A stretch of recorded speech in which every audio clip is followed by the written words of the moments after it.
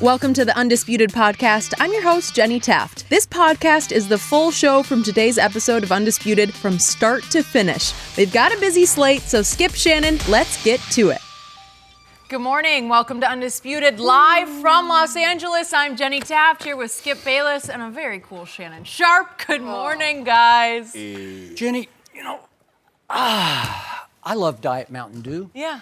It's the nectar of the gods, the breakfast of champions, and I just went up 10 cases of Diet Mountain Dew. You believe in that? 10. And I got pending bets. They're all but over. Why don't you it's act just like going to skyrocket. Why don't you act like you won a bet before, Skip? I had a really good weekend. You did have a good weekend. You saw a great game. I saw lots of great games. Why did. don't you act as if you won a bet before? Act like you've been there, Skip. Have you not won a bet before? You're up 10 Feeling cases. cold over there? No, I feel good. Yeah. I feel good. You know what I'm saying? Trying something new today. Old Tom Should we worry Ford's about this? Tom Ford meat bite. He is trying to distract the audience from another lost bet, and it's almost working. I get it back. Yep.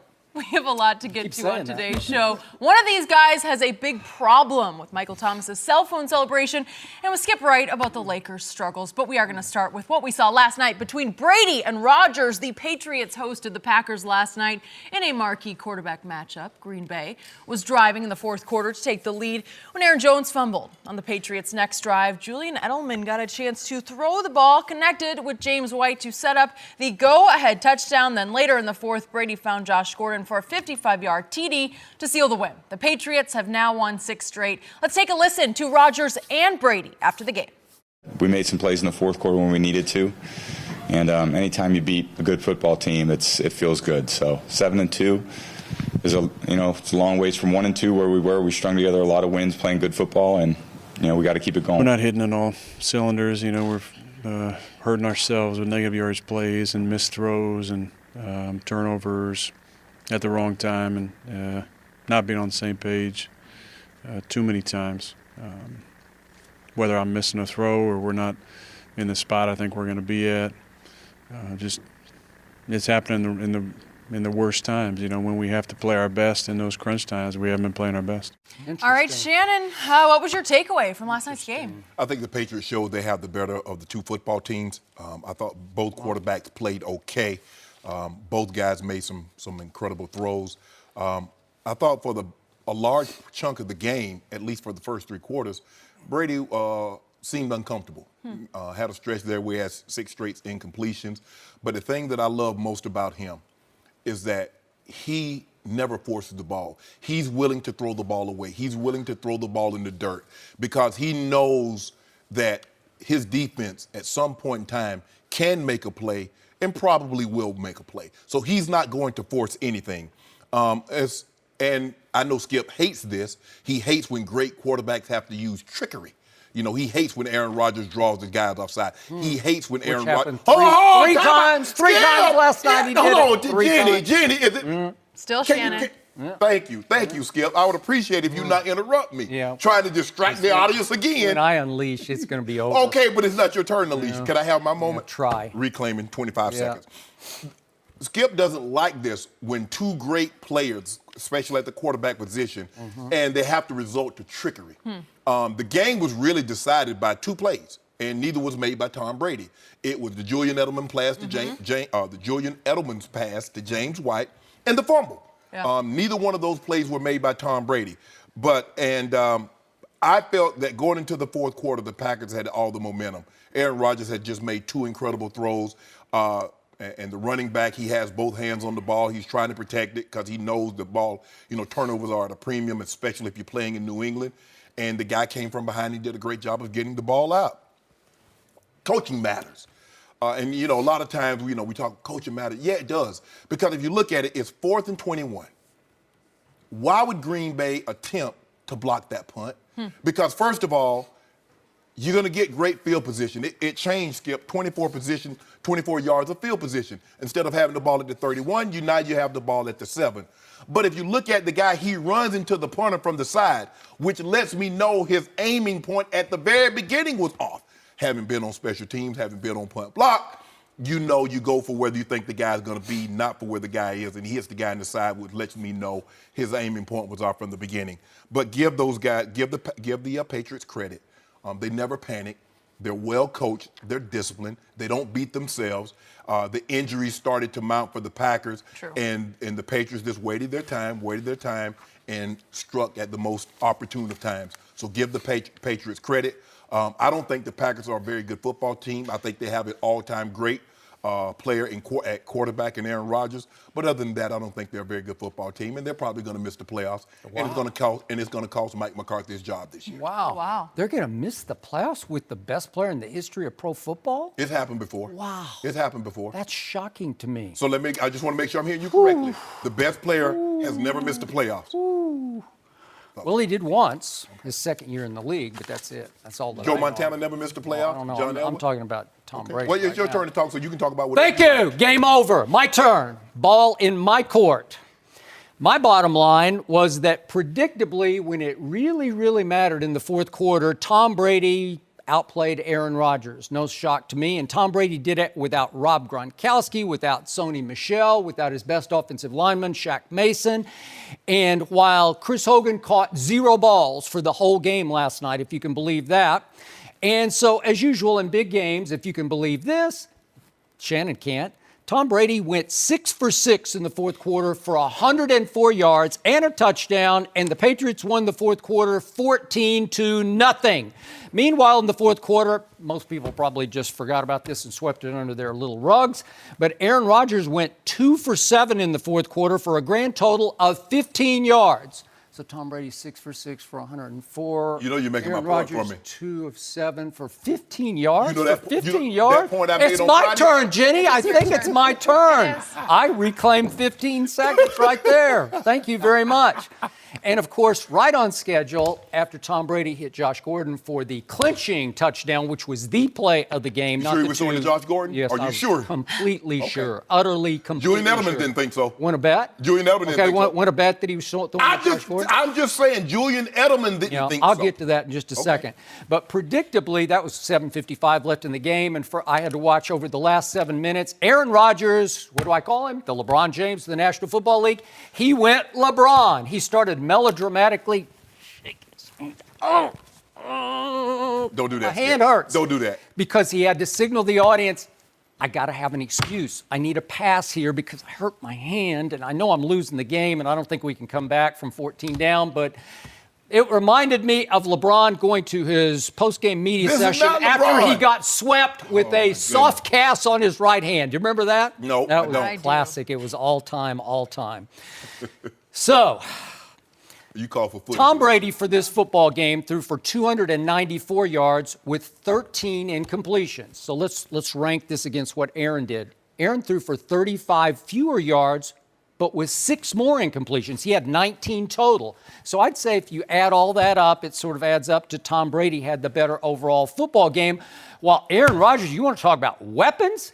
I sat back in awe in my chair watching this game because Aaron Rodgers got Devontae Adams. Tom doesn't have a Devontae Adams. What about Josh He Gordon? doesn't have a Jimmy Graham. Who He had doesn't more- even- what about Josh Gordon? It's my turn. Okay. It's my turn. I'm Go ahead. sorry. Skip still. And did you see those 2 kids rise and shine last night for Aaron Rodgers? He's got 2 stud rookies, but especially that Marquez Valdez Scantling. I just like that's 2 games in a row where I'm just sitting back in awe. He's 6 feet 4 inches tall, and he could just go up and sky grab it. And he did it a couple of times last night, and I'm saying, Brady didn't have anything like that because Brady is stuck with what's left of Josh Gordon. And you said it 2 weeks ago. Josh Gordon, I don't know, he looks like he's turned into a tight end because I don't see any burst. I don't see any downfield explosion. It's all he's got. But as you said, what did you say? I'm going to quote the great Shannon Sharpe, the Hall of Famer. He looks like he's running with a piano on his back. And I'm just mystified by it. Can I interest you for 5 for $130 and a ton? Yeah, I know, but that's all you got because he all. makes it happen. And yet, let's talk about that throw of the game because this was the play of the game. So what happens on this play? You got trips left, and you got Hogan who just exits stage backwards. So he does a little pop back screen pass, and Edelman just kind of runs just a nothing route in the middle, and then Josh Gordon runs a deeper route, and it reminded me of the route tree of the Minnesota Miracle. Remember that? And the end of the play reminded me of the Minnesota Miracle because Tramon Williams went Marcus Williams, and he just whiffs. I don't know what he's doing because it was a terrific read, and it was a terrific throw, and it definitely was aimed at Josh Gordon. But what's Tramon doing? That's the ball game right there because I still, I was giving Aaron Rodgers a chance against what's left of Belichick's defense. The question that I have, Skip, is what are the defensive backs doing? Because if you're going to make the hold on, why would if you think it's going to be a pass to Hogan, why would Edelman run past you? I don't know, because two underneath DBs jumped Hogan's route, exactly. which is in the backfield. Exactly. Yeah. So, in other words, you would think if they're going to throw the ball to Hogan, Edelman's going to block at least one of you guys. Blake Martinez came and took Edelman for what it's worth. He was limping at that point, but he took Edelman. And it looked like he pretty much had him controlled. But here, you know what, Jenny? You know what I noticed? Skip Bayless loves QBR. He has yet to mention it. Skip Bayless, if you don't mind me asking, can you tell the people at home who had... No. It's your turn. It's your turn. I didn't do my research on this. It's your turn. I don't have your kind of research. Jenny, I don't have that third level. It's Skip's turn. Skip, go ahead. Well, you always tell me passer rating is better than QBR.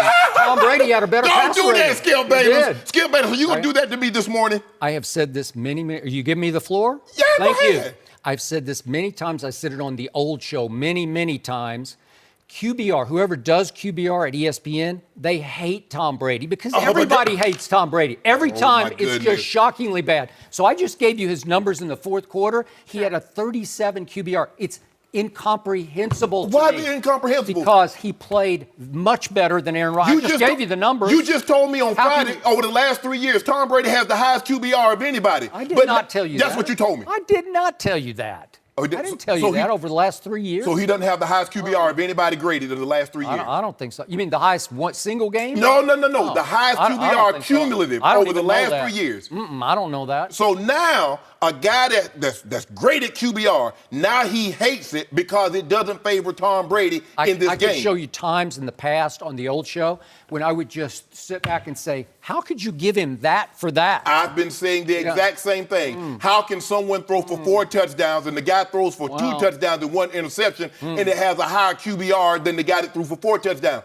But you just disregard that. So let me give you another stat on Aaron Rodgers.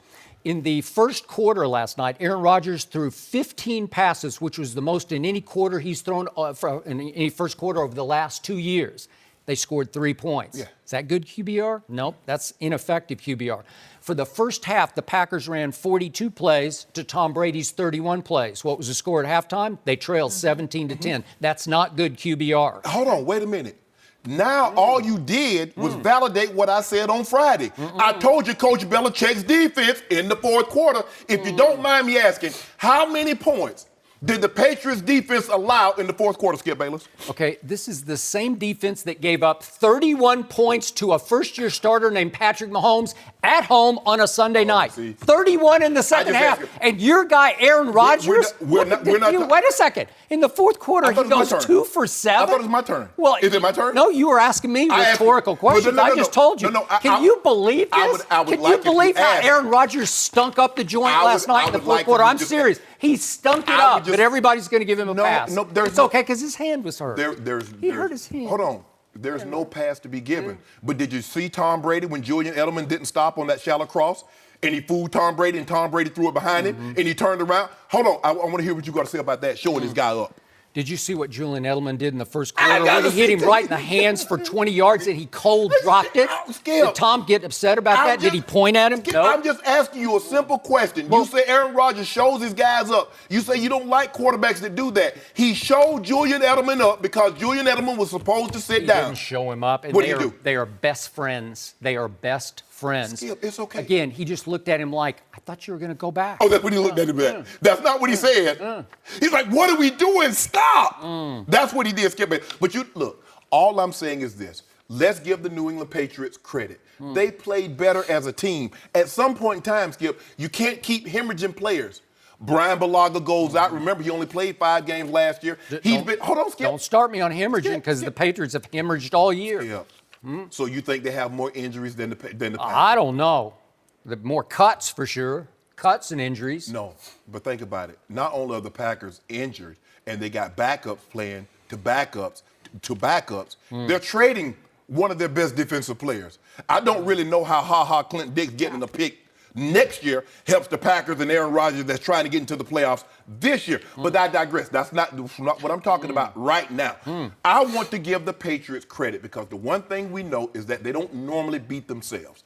You have to beat them, which means you must take care of the football because you pay a price. There's a reason why they've only lost 18 games in Tom Brady's tenure as a starter. They don't normally lose there. And they definitely normally don't lose if they win the turnover battle. How many turnovers did they have last night? They had one. Who? The New England. Right. New England had none. Right. None. When you win the turnover battle, which means you have fewer than your opponent. So even although Green Bay only had one, 0 is fewer than one, last I checked. I'm not good at math. I'm not Pythagoras or Einstein. But last I checked, 0 was fewer than one. You have to win that battle when you play the Patriots. Also, when you get down in the red zone, you must put the ball into the end zone. Sure. And give the Patriots credit. They are bend but don't break. Coach Belichick says, I don't care anything about you having 700 yards passing or all this total offense. At the end of the day, if I keep you out of the end zone, I like my chances of winning the ball game. And that's what Coach Belichick did. Even when they went for it on 4th down, Coach Belichick says, look, you remember last week, Skip, the Rams went for it on 4th down. They got stopped. But guess what? Green Bay got the ball on the half-yard line. They tackle the guy in the end zone. They get a safety. So Coach Belichick said, you know what? I'm going to have a run blitz call, so there's a chance I hit you in the backfield. So he's constantly playing the field position battle. He's constantly putting his team in situation. But I think the thing that I like most about Coach Belichick is willing to sacrifice athleticism for smarts. If you look at the course of the game, early on, Devontae Adams had it going. Coach Belichick said, you know what? I'm going to roll coverage. And then Jimmy Graham kind of got it going. He said, you know what? I'm going to roll coverage to Jimmy Graham. Because normally, Skip, I've been around some good defensive coordinators. You go into a game, and what I've seen is that a team that has a great wide receiver, you go into the game and says, okay, how do I double him? You don't see on multiple occasions they double the best player, and then all of a sudden another guy gets it going, they find a way to double him, and then another guy gets it going, they find a way to roll coverage to him. So in order for you to do that, a lot of times, Skip, you have to go to the whiteboard. You have to draw it up without practicing and say, okay, guys, this is what we're going to do. Are we clear? Okay, boom, go. And that's what they're able to do. They're unbelievable. They're so well coached. They're never really out of position. Yeah, you might beat them. Normally, when you go 0 coverage, McCourty got caught, Scanlon runs the inside, and normally when you go 0 coverage, which means no safety in the middle of the field, you take away the inside. But other than that, Skip, I thought the Patriots, defensively, they played well. We know what the Patriots offense, they're a well-oiled machine, but the Patriots are the better team, and I think they proved it. So it was just a few weeks ago that New England at home gave up 31 points to a first-year starter in the second half named Patrick Mahomes, and Brady still outgunned him 43-40 by throwing for 182 yards in the fourth quarter. What was the difference in the game? This same defense got torched by Blake Bortles and Matthew Stafford, and if we go back to the Super Bowl, he really got torched by the backup of the Eagles. Hold on, I just want to make sure I'm hearing you correctly. Is it about stats or is it about wins? Because in the Super Bowl, Tom Brady threw for 500 yards. So speaking of coaching, Yes. what coach through Brady's career in the AFC East gave him the most trouble by far? There's one coach who Rex Ryan. just bedeviled him. He did. Right. He just tormented him, and there were Right. games when he made him look just overmatched, Yeah. like lost. Yeah. Mike Patton, Mike Patton is a protege of Rex Ryan. Yeah. Oh, so I'm pretty sure they spoke last week because Rex was talking big things, about how Mike's going to do a great job. I'm assuming that he picked Rex's brain.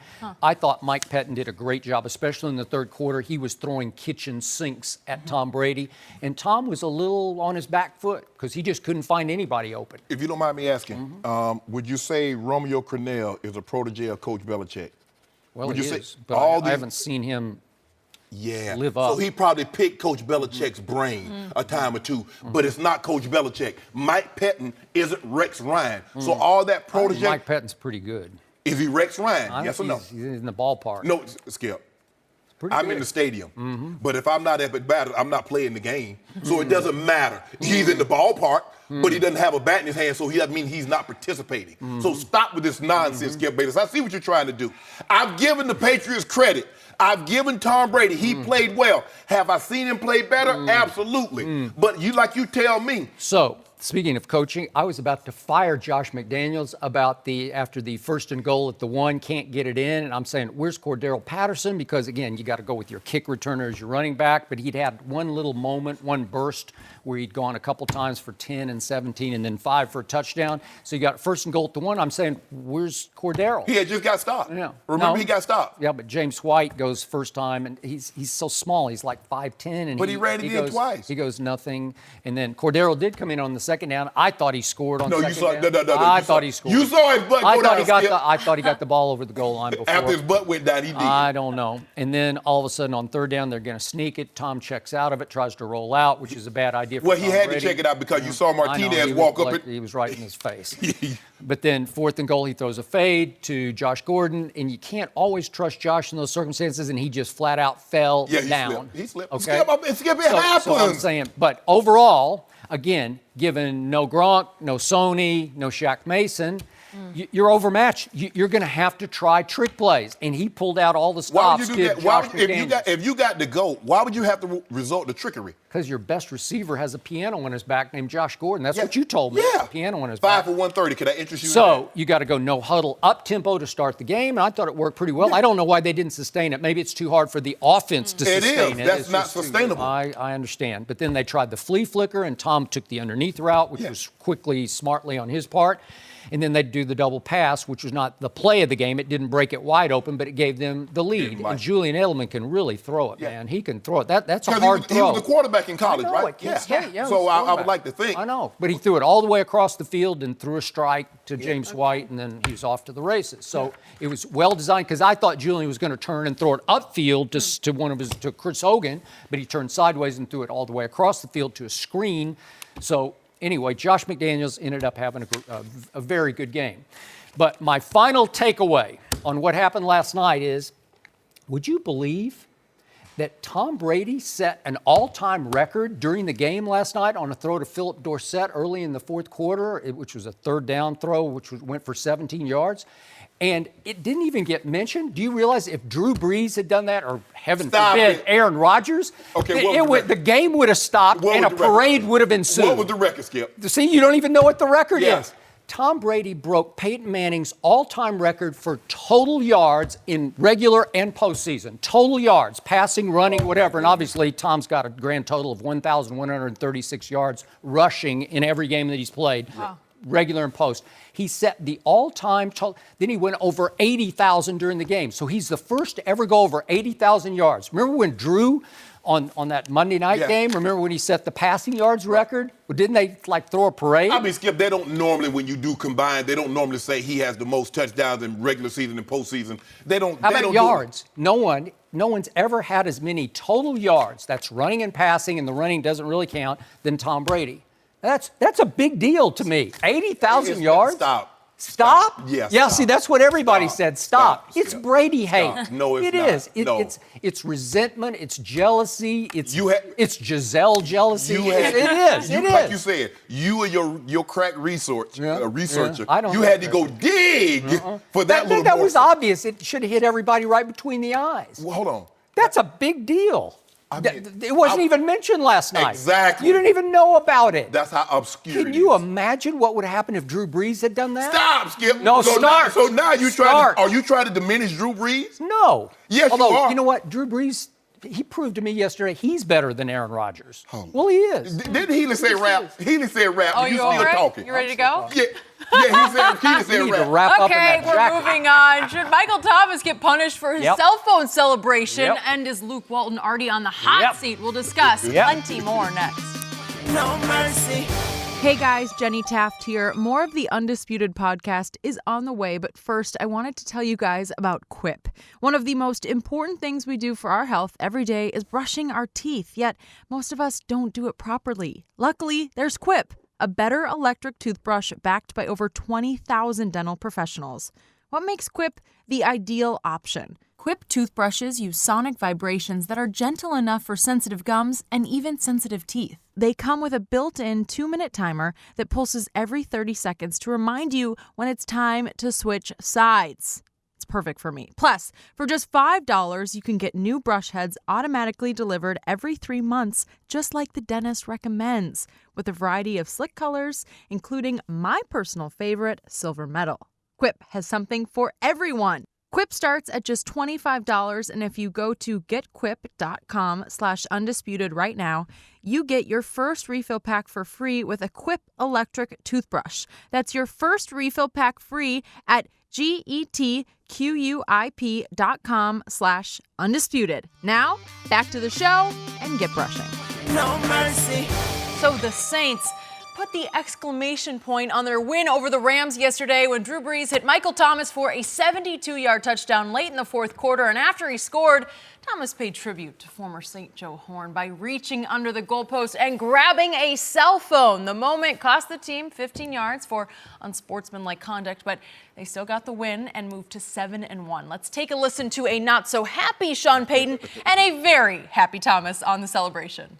I love the celebration myself. I think it was the perfect time when I did it. We love our fans. We always want to bring them back great memories, Saints football, and I think that's what I did. Did you talk to Joe Horn, get any advice before you did it? No, sir. I just watched it on YouTube and studied it. He played outstanding today. I mean, he wasn't all fired up about the penalty. We'll get that figured out and handled, but he had a great game. Boy, that was planned out. Okay, Peyton, how should he handle this? I think he'll make it abundantly clear to Michael Thomas that this is unacceptable, especially in this situation. Now, remember, Skip, at one point the Saints led 35-14. The Rams came all the way back and tied the ball game. So even though this touchdown in PAT put them up 10 with 3:52 left, that's still a lot of time because the Rams still had one timeout and they still had the 2-minute warning. And the Rams were getting the ball back. Now you force your kicker. He's going to have to drive this ball low. So the guy's going to get a head of steam. They got the ball at the 42. They did. So they could have easily got a touchdown quick, and now you got a 3-point game with the team has a timeout and the 2-minute warning. Sean Payton said, look, guys, I want you guys to have fun because this is a grind during the course of the week. We meet for extended hours. We practice for a long period of time, and I want your hard work to come to fruition. You work hard, then we get the ball into the end zone. The NFL has laxed the rules because remember, Skip, you couldn't even celebrate as a team. The ultimate team game all of a sudden wouldn't allow you to celebrate as a team. They've relaxed the rules. So we want you to celebrate with your team, but don't cost your team. And I believe this could have cost them. And like I said, because the Rams have big play, quick strike capabilities. And so for them to be down at one point by 21 and tie this ball game, and that's what Sean Payton realized. Mike used to tell me, he's like, I don't care about all the antics and the jawing going back and forth. Just don't cost the team. And I want guys to have fun. But eventually it's going to go, sometimes guys go over the line.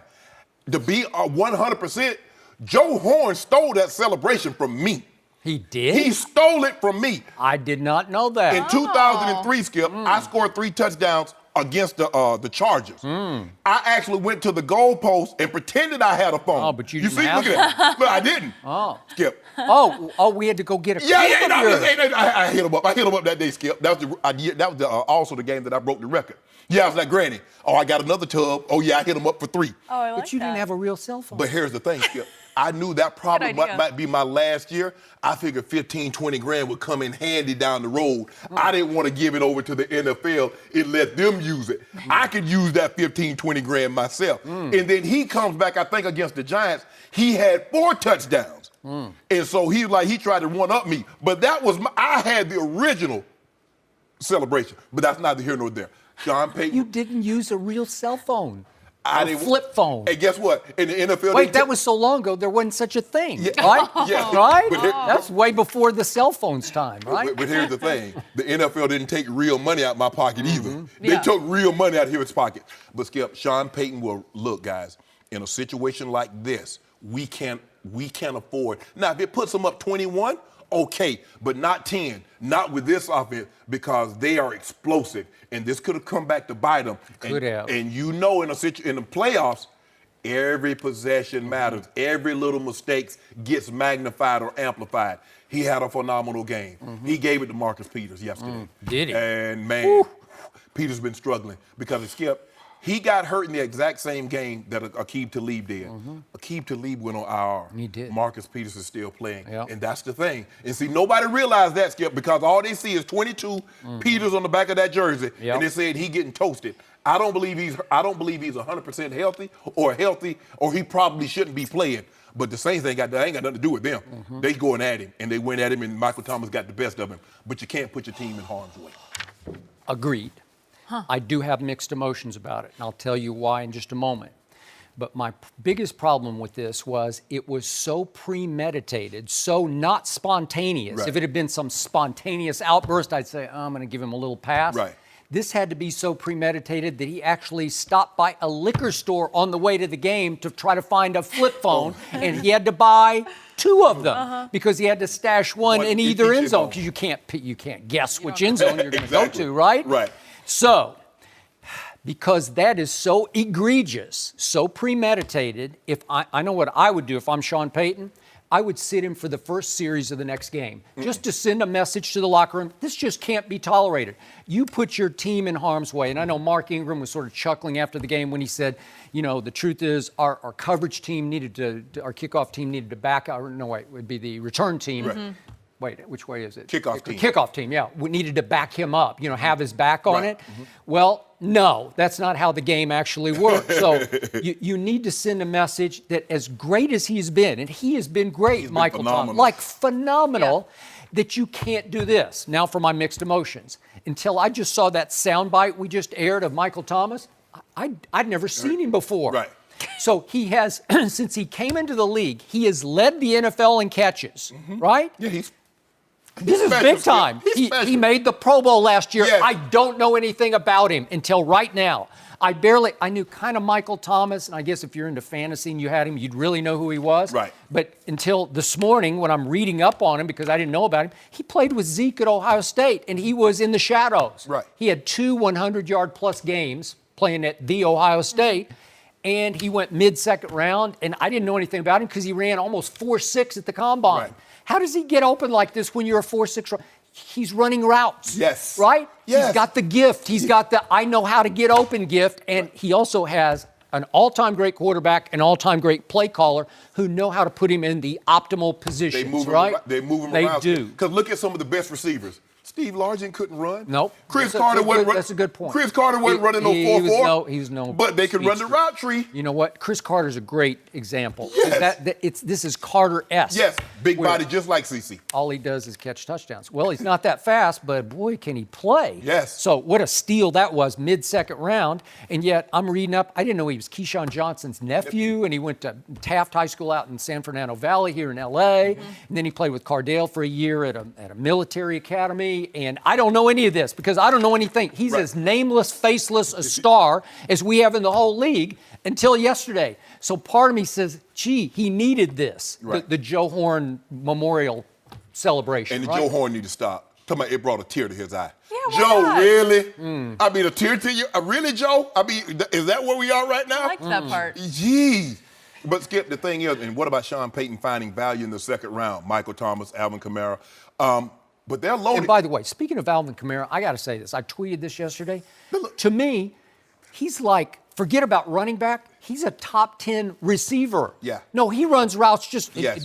I mean, he's like Keenan Allen or somebody. Like when he splits out and runs around, nobody can cover him. He's a smaller version of Todd Gurley. Right. He does. They No, use but I him mean, exactly he how runs they use downfield routes, Yes. and he's got not good hands. He's got really good great hands. hand. Right. And he's quick. Skip, I didn't realize. I mean, you know, obviously I followed him because he was at Alabama for a second, but he can run with power between tackles, and he's shifty. Yo, you're not getting him in the hole. I mean, he's just like, oh, he's right there and like, okay, he's gone. He's unbelievable. And like you said, Sean Payton does a great job of calling plays. Drew Brees, I mean, he has an all-time accurate quarterback in Drew Brees, throwing him the football. But to get back to the original point, Sean Payton will really, look, Skip, you can't give a team that has this kind of quick strike, big play capabilities the ball at the 42 with Cannot do it. 3:52 left. He was You just very can't. lucky. Yes. He got off the hook. Yes, they Very scored a lucky. touchdown. Let's just say they scored a touchdown with 2 at 2:40. Now it's a 3-point lead, and they have a timeout and a 2-minute warning. Don't chance it, Michael. I get it. Because what we should be talking about is that hammer that you dropped on Marcus Peters' head, that 12 for 211. They said 8 times Marcus had him on catches that he caught. Yeah. So, and by the way, the play of the game, the clinching play, Marcus Peters is in press coverage, but he's looking around, he's yelling at his teammates. I don't know what he's doing. He's completely distracted, and the ball gets snapped, and he looks up, and Michael Thomas runs right by him. First of all, let me tell you what the problem with Marcus Peters. Skip, he's not a press corner. He's what we call a cluing corner, which means he plays off, and he likes to guess. That's how he got all those pick sixes. He won Defensive Rookie of the Year because he plays off. But in Wade's defense, he wants you to press to disrupt the timing. They had everybody up in press, but he's looking sideways like, what are we doing? But this is the play of the game now. But here's the thing, Skip. On 3rd and 7, you're not thinking they're going to go over the top. You're thinking they're going to run, just get the first down to keep the drive alive. And so he jumps in the trail position. He's like, okay, I'm finna undercut something. And Michael Thomas says, no, you're not. I'm going to keep going. And Drew sees it. And the next thing you know, it's a 72-yard touchdown. Drew Brees was special yesterday. I know he's almost always special, but speaking of QBR, he got a 97. And speaking of red zone, he went 5 for 5 in the red zone. And speaking of 3rd and 4th down, he went 9 of 14. Jared Goff went 3 for 10 on 4th down and 3 and 5 in the red zone. That was the difference because the yards, if you look on there, the yards are the same. They're both almost 500 yards. Because you think about the first half, the Saints go touchdown, touchdown, fumble, touchdown, touchdown, touchdown. And it should have been over at half, and they let him back in the game. Right. Yeah. But it was 35-14. Right, and that's what Sean Payton can say, okay, Michael, look, we were up 21.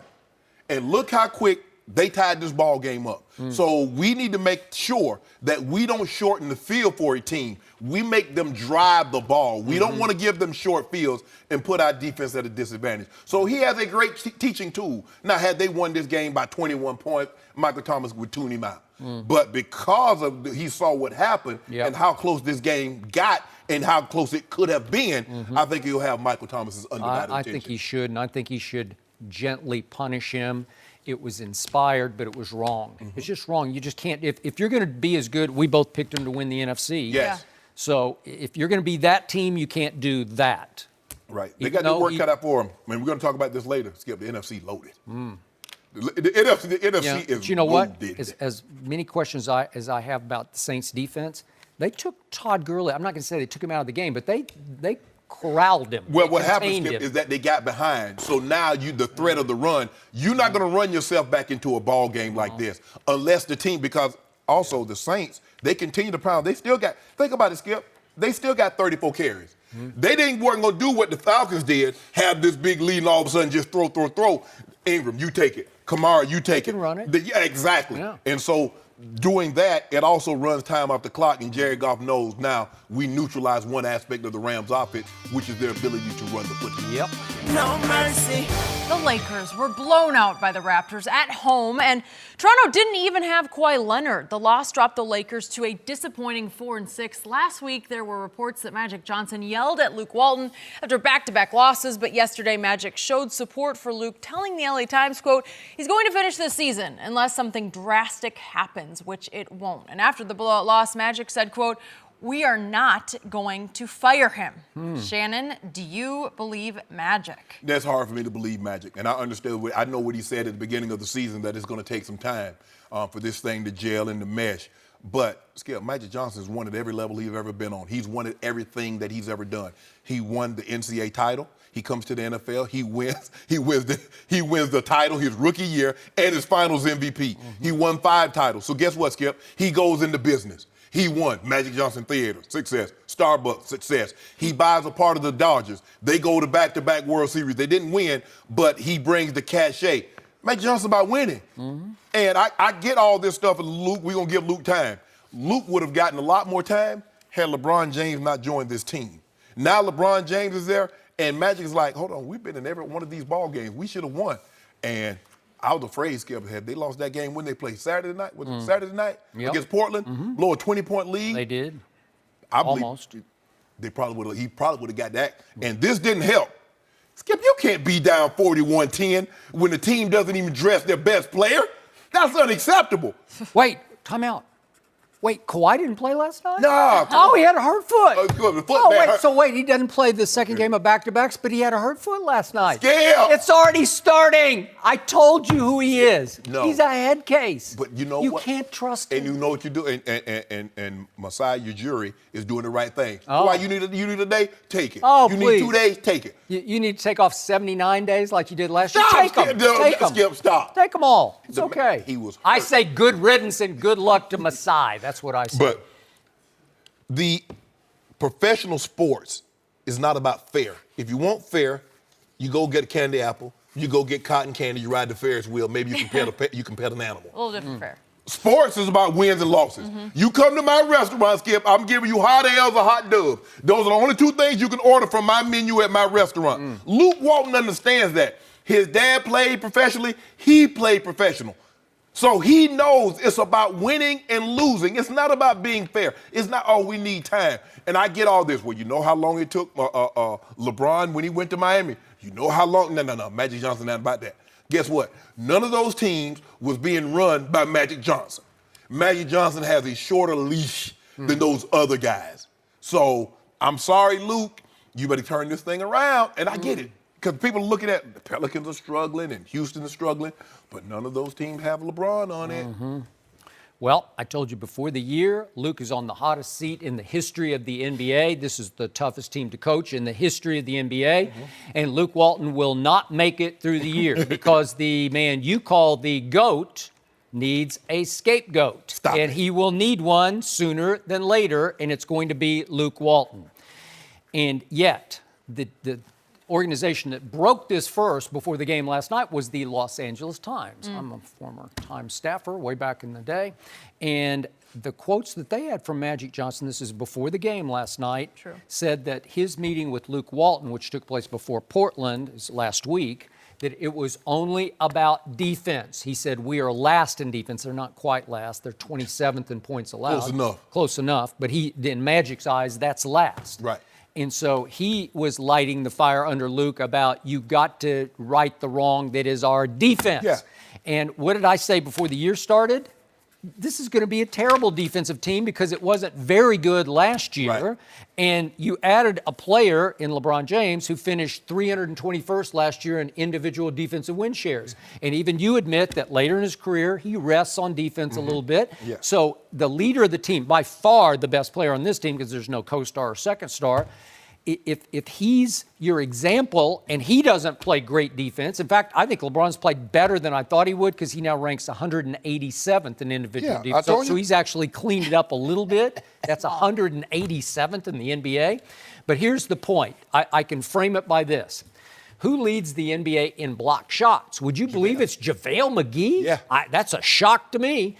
And he is 10 clear. He's got 34 blocks so far. That's 10 clear of second place. But guess what he ranks in individual defensive win shares? 108. Help me out here. 2 + 2 do not equal 4. So what's he getting? He's getting the equivalent in the lane of what I call chase down lane blocks, where you think you're free, a guard thinks he's free, and here comes swooping JaVale and blocks the shot. Yes, he's a great help defender. He's a not help on-ball defender. But if you post up Jokic or K-A-T, Yeah. or last night, Ibaka. Yeah. Ibaka went crazy last night, and he made his first 15 shots. I had a flashback to a playoff game, the Spurs versus Oklahoma City, when Ibaka shot me right in the heart. He made 10 straight shots, 10 for 10 in that game. That was back in the days of Harden, Durant, and Westbrook in Oklahoma City. But if you look at last night, Ibaka's just calling for the ball on JaVale in the lane, like, give me the ball, because he can't defend you head up. He's not a rebounder or a defender. Right. He's just a swoop shot blocker. Yes. He's a cleanup. He'll Yep. clean up your mess, Yep. right? Yep. So the rest of the team, Rondo ranks 115th, and poor Lonzo Ball, who was their best defender, he ranked 37th last year. He's plummeted to 294th, in part because his minutes have plummeted because Rondo is still playing more minutes than Lonzo. And he doesn't seem as interested because it says, it doesn't, Lonzo, it appears to me, Skip, and I could be wrong, but he's like, no matter how well I'm playing, they're going to take me out. They're going to take, and he's not going to finish. Right, and not going to finish. I can't get a rhythm, so. I agree. And the thing is, can you imagine if JaVale wasn't 10 clear of everybody in blocks, how bad they would be? They would probably, there's 30 That's a NBA good teams. point. I would agree. They might be 50th. So They are first in the NBA in scoring points in the paint, mostly because of their fast breaks. Right. They are last in the league in defending in allowing points in the paint. Right. So they're give Right. us, taketh, give us. And plus, they're near the bottom in 3 points. Yep. So now a team is getting three. They don't defend the three very well. No. They don't make the three very well. So when and a team is almost equal to you in points in the paint, you're gonna probably lose, Skip. You're probably gonna lose. And that's what Magic is saying. Look, we can score because we got guys that can get out on the break. But if we don't defend, Skip, you cannot be down 41-10 in the first quarter. I don't care how bad you, Skip, that's unacceptable. So what was Magic's quote? Luke will make it through the year unless something drastic happens, and that was right Which you before won't. last night's Right. game. I'd say 41-10 was pretty drastic. 42-17. 42-17? Yeah. What? Come on, that's unacceptable. You I'd can't, not when the team is minus their best player, Skip. That's unacceptable, Luke. You know that, LeBron. I know they were back-to-back. I don't care if they play back-to-back. Yeah. You can't do that. Because guess what? They pick up them checks back-to-back, too. So you going to pick up them checks back-to-back? I need back-to-back effort. By the way, your guy LeBron had only 2 rebounds last night. Skip, he only played. effort? Skip. I was waiting for you to bring it up. Wow. Skip. Two rebounds? But did you see that block he put on Nurkic? He did. On That was Saturday night. Nurkic is afraid of him. And by the way, on Saturday night, for the first time this whole year, LeBron finally said, just give me the ball and get out of the way. And what did he do? Freight train. And he just dunked it, and then he laid it in. And then he made them free throws. Yeah, that was. No, Skip. Skip, don't brush him. Skip, don't brush him aside like that. Don't just discard him and discount what he did. You say you want him to see it. He did what you asked him to do. He did. He helped save the night because it was almost a disaster. He saved it. Yeah, and Nurkic is just flat out afraid I of told it. you. He's afraid His of body it. bagged it. Yeah. Okay. So you got that, but you don't got defense because We're going to get better. you know the old cliche, can't get blood from a turnip. On defense, they're a bunch of turnips. That's what they are, and you can't get blood from them. So how can you ask Luke to fix what wasn't fixable to start Well, with? we're going to fix it on Minnesota. Really? Yeah, we're going to get healthy on them. Oh. Yeah, Jimmy Buckets, come on. Take this. Is he going to take this night off? I don't know. No, I don't know what never he's going to take this L. That's the show. Really? Oh, yeah. Well, Cat, you going to get it too. JaVale told me to tell gave you. you an L up in He did. me. But we're going to repay him. Really? Oh, yeah, we're going to get that get back. Huh. We all Actually, about get back. The schedule's kind of easy for the next couple of weeks. Hey, that is Skip. Don't do that. No, I'm serious. See, It is. I see, Jenny, you see what he's doing? Now, see, when the Lakers go on this run, Yeah. he's like, who have they played? Well, who have they played? No Kawhi? That's That unacceptable. doesn't look good. Skip, that's unacceptable. That's unacceptable. That's unacceptable. Well, should LeBron start taking off the second game of back-to-back? No, we play. In his No. 16th We year? play. We don't do that. We don't take games off. We play. Really? Yes. Well, you could put quotes around played last night because he had 18, 2 rebounds and 6 assists. Those aren't exactly his averages. No, right? but What happened? but- Worn out? But you know, Long night in Portland? No, I don't know. No, he only played 31. I like the way he's playing. I mean, the guy's averaging 28, 8, and 8, and we basically see what they're calling the man a bum. 28, 8, and 8, and he's playing like 32, 33 minutes a game. So, hey, Skip, he had an off night. The whole team had an off night. But watch what happens to Minnesota. They about to get this get back. Really? Yeah. 41-10.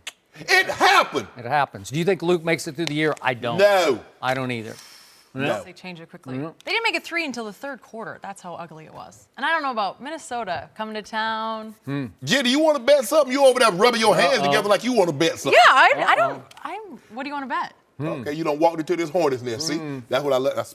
See. I might be with Skip on this one. Yeah. I mean, Minnesota. Derrick Rose could go for 40 against this defense. Really? Yeah, really. Okay.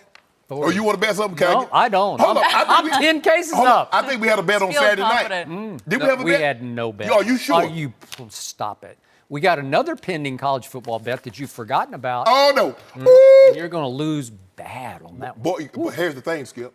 By the time that happened, the Alabama Invitational, Yep. O'Toole will have had a month Really? to get 100% healthy. Boy, he looked kind of human on Saturday night. Did he? 45 yards? Can I interest you in 27 and 1? 27 tubs, 1 pick, Skip Bayless. Against the number 3 team in the country. Well, it sure didn't look like it. They won't be after Tuesday We make night. everybody look like that, Skip. We? We. When did you graduate? from Everybody Alabama? get your I don't roll recall. up. Honorary- On me, honorary graduate over old Saint there. Nick. He gonna call me to speak to the team. Is he really? Well, you better speak before that semifinal game, that national semifinal. That's going to be tough. Michigan don't want this. Huh? They don't want these problems, Skip. Here we go.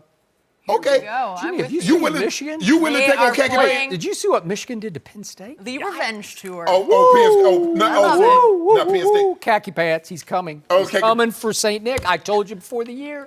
Coach Saban gonna wash them old khaki pants right on up for him. Clean them right on up. Clean 'em up. You need to stop starching them pants. Nobody puts starch in their pants anymore. Really? Coach Harbaugh. It seems to be working for him lately. As much as I love talking about college football, one game we have been looking forward to, those Cowboys Here back we go. in action. Dak, well, we've been talking about okay. Amari Cooper. That's Amari. Is Skip going to be singing? We'll discuss next. No mercy. All right, so the 3-4 Cowboys host the Titans tonight. Dallas's offense is tied for 25th in the league in scoring, but they added Amari Cooper to help that situation. Dak Prescott said the addition of Cooper has given the team a, quote, positive energy, and added practices are getting chippy, but for the right reasons. So, Skip, we've been waiting, Interesting. coming Yes. off the bye. What do you expect tonight? Yes. First of all, I would like to congratulate and thank the Atlanta Falcons for annihilating the Redskins yesterday at the Redskins, 38-14, dropping the Redskins to 5-3. So guess what? I keep telling you, the NFC East is just getting started, because if my Cowboys win tonight, they'll just be a game back of the Redskins, and they do get the Redskins at Jerry World, so they could right the wrong of what happened. And by the way, what's that? Fly, Eagles, fly. You still whispering that? Because you're whispering it because you're afraid to say it. walk it to 'em. Because guess what happened yesterday as the Ravens collapsed yet again? Guess who rose to number 1 in the NFL in points allowed? The Dallas Cowboys. Who's talking about that? Nobody notices, nobody cares, except me, because I got the number 1 ranked defense in pro football now. And it seems like it's been, 3 weeks since Feels they forever. played? Yeah. I don't know, but it's actually been 15 days. It's since they lost that game at Washington on that bogus call. Oh, on the field goal. you just gonna poo-poo that? Well, it was a bogus call. It They got wasn't robbed bogus. on the last second field goal that would have been made from 42 yards. It got pushed back to 52 it was yards. not. It would have. Come He hasn't on, you know forgotten. that. But so much has happened in these 3 weeks since they've been off, or so Okay. it seems, because they added, that's Amari Cooper, and just as important, they added the best offensive line coach I have ever been around in my lengthy career. Hudson Houck came out of retirement at age 75 to try to fix the biggest disappointment of the year, the wildly overrated, underachieving offensive line of the Whoa. Dallas Cowboys. Well, That's a little harsh. they can't protect Dak, who's now third in pressures of quarterbacks, and guess they can't open holes for Ezekiel Elliott, who's plummeted all the way to 4th in rushing in this league. Which Plummeted. That's got to stop. And the dude hadn't start. played in 15 days. Really, Skip? Yep, he's plummeted, but that's all going to get fixed, because I think you will see immediate improvement. I would like to see the benching of one Connor Williams, their second-round draft choice rookie left guard, but I don't know if they'll swallow enough pride to be able to do that. But I do see them winning tonight. I do see Amari having immediate impact, because I love these quotes that Jenny read from Dak. Quick twitch. Then the transition to the explosiveness that he has, because they don't have anybody like that. They have had nobody at the wideout who could separate, who could strike any fear, who could have presence on one side of the formation or the other, and all of a sudden they have a big timer. Yeah. They have a 2-time Pro Bowl receiver who was taken 4th overall in the draft, and he can fly effortlessly past defensive backs. I think you'll see immediate impact from him. I think you're going to see a semi-close, low-scoring game, because Tennessee's also coming off a bye, and they have the 3rd defense in points allowed. So I think it'll be a bit of a battle, but I still see my Cowboys winning 20-10, and we'll be off to the races in the NFC East, because we are going to win the NFC East. You're not. But anyway, you make some very valid points. Both defenses are very good. Dallas is number 1 in scoring defense, as you mentioned. Titans number 3. Red zone defense. Titans are number 1. Cowboys are number 2. Both teams leaves a lot to be desired offensively as far as getting the ball into the end zone. Now, the Cowboys will make a concerted effort to try to get Amari Cooper involved They early will. and often. You know what? I hope on the first play they just throw him a quick hitch. Just throw him the football. But guess just what? get him involved. The Titans know that also. Okay, well, that's the fine. Titans know they're going to try to get him involved. We'll put Malcolm Butler on it. Now you want Malcolm Butler to play. Yeah. I bet you do. But here's the thing. When you try to take a receiver out of the ball game, you have to sacrifice something. Now, if you're going to take that extra defender out of the box to help with coverage over Cooper over the top, that means you have 6-7-man box to try and deal with Zeke. I don't know if that's a good one. You say Zeke is fourth. He probably won't be fourth at the end of the night. He probably be second. Think so? Yeah, probably at the end. What do you think? 125? I mean, well, if I'm the Titans, I still want the ball in number 4's hand. And if he throws for 300 yards, I can live with that. But I'm not going to let Zeke run me out of the building. And that's what this team is capable of. I've just never been sold on Mariota. I just don't know I haven't either. I agree. Skip, I just don't know how the Titans score enough points, especially on the road, in order to beat this team. Dallas they might be better than advertised defensively. I didn't see that, because I thought they're back in. But they generate such a rush on the front end that the secondary doesn't have to hold up. Now, Byron Jones has been, if you were to grade him, he's been the best corner. I don't know if he's the best corner, but he's in great. The league. Yes. Well, he's up there. Yeah, he's graded the best game in and game out. I agree with that. He's played the best. I just don't know how Mariota and this Tennessee Titans offense score enough points to put the Cowboys in fear. Now, just as I say that, they come out there and have one of those ball games. It seems like they go right down the field for the first 3 possessions and get 17, 21 points. And the Cowboys Cowboys, come on. But I see it different. I got the Cowboys 27, Titans 10. Ooh, you give me 27 points against the third-ranked defense. That would be an offensive explosion. I'm not going to give it to you, but I think that's what they're capable of getting, especially because they're at home. Like you said, they've been off for 15 days. Yep. The thing is, and when Dak is saying, the transition, what he's saying is that guys getting in and out of their break. If you think about it, he's had Dez for 2 years. Dez not a route runner. And then he doesn't transition, which means he doesn't get in breaks and get out in a hurry. The guys that he has now, they don't get in and out of breaks in a hurry. I'm not sure Dez ever qualified as quick twitch. Maybe in his early days, I don't know. Well, he ran 4-5? Dez was he was returning punts in his first year, but Dez was a big body who he won the 50-50 balls. Yep. So he was 75% on the 50-50 balls. Then all of a sudden the 50-50 balls went 50-50, and then it was slightly less than 50-50 for in his favor. So now he can't transition. He can't get in and out of breaks. And I'm looking at Dez. You're only running 2 routes. Dion and I were talking last night. He's like, you know what a wonderful thing is? When you don't even have to worry about the deep ball.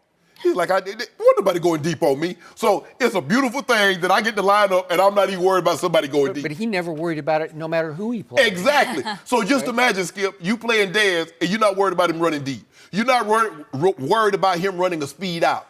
Everything's going to be in breaking or jump ball. Well, okay. Well, I'm just playing you for the dig. I'm playing you for the slant route or a jump ball. That's right. That's it.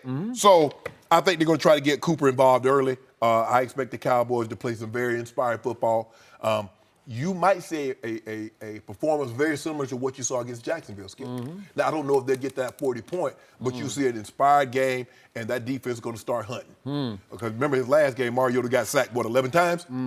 So, Jenny, I can see what he is trying to do. Because he tried to do it before on the show. What I'm trying to do? This time it's not going to work. What? You try to heap praise on Dallas on the morning of a game or the Friday before a game, and you try to jinx them with one of your bogus picks. They might do jack. This might be 40-7. No. I said I don't believe they'll get to 40. But Mariota got sacked 11 times against the Ravens a couple of weeks ago, Skip. So he needed the time off. Mariota every once in a while rises up and has a good game. He can throw it a little bit. He can run it better than he can throw it. So what, you want the Titans? No, I don't want the Titans. I told you it's going to be a battle because these are 2 really good defenses and well-coached defenses. Well, I tell you what, I'll give you 10 points. I got the Cowboys. I don't want any points. You don't want any points? No, I'm not going to bet against my team. I don't do that. Okay.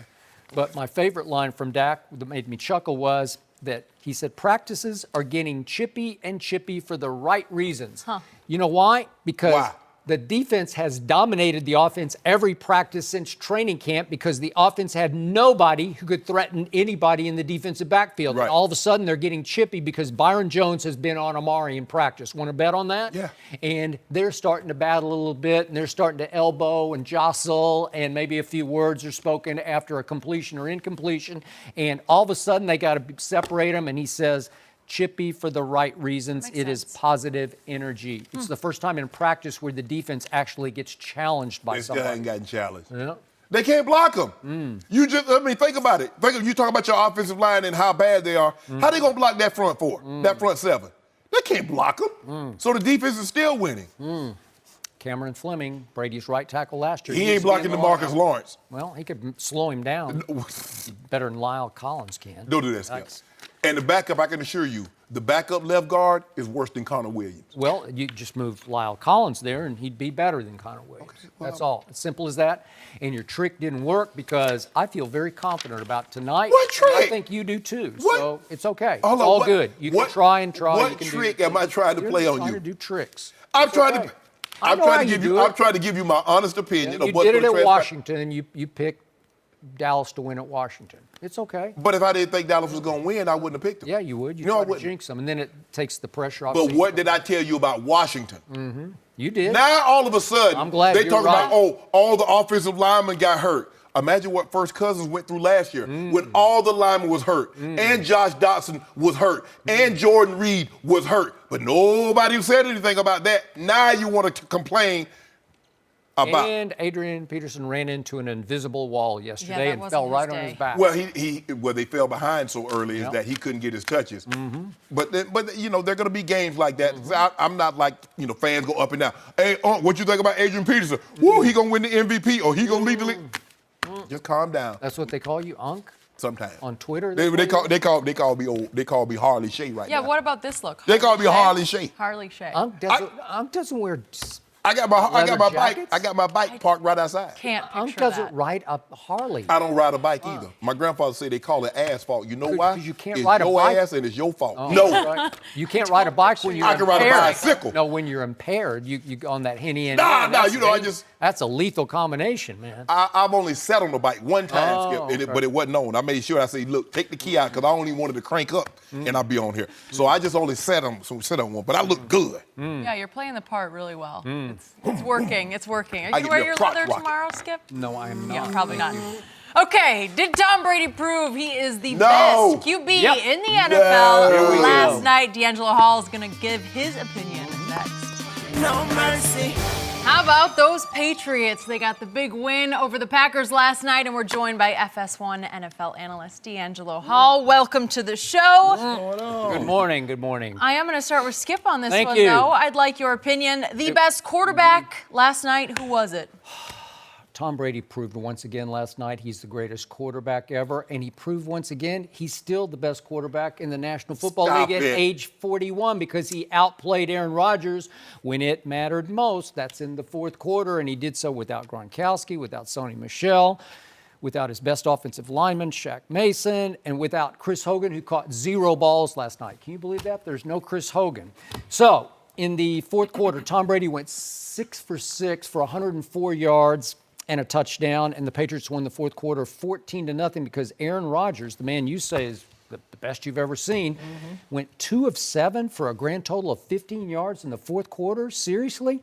And I look at the total game. Tom Brady threw for 294, which is 35 more yards than Aaron Rodgers, but he had only 13 incompletions. Aaron had 19 incompletions and threw for only 259. So I think right there you could just see Tom Brady won that battle.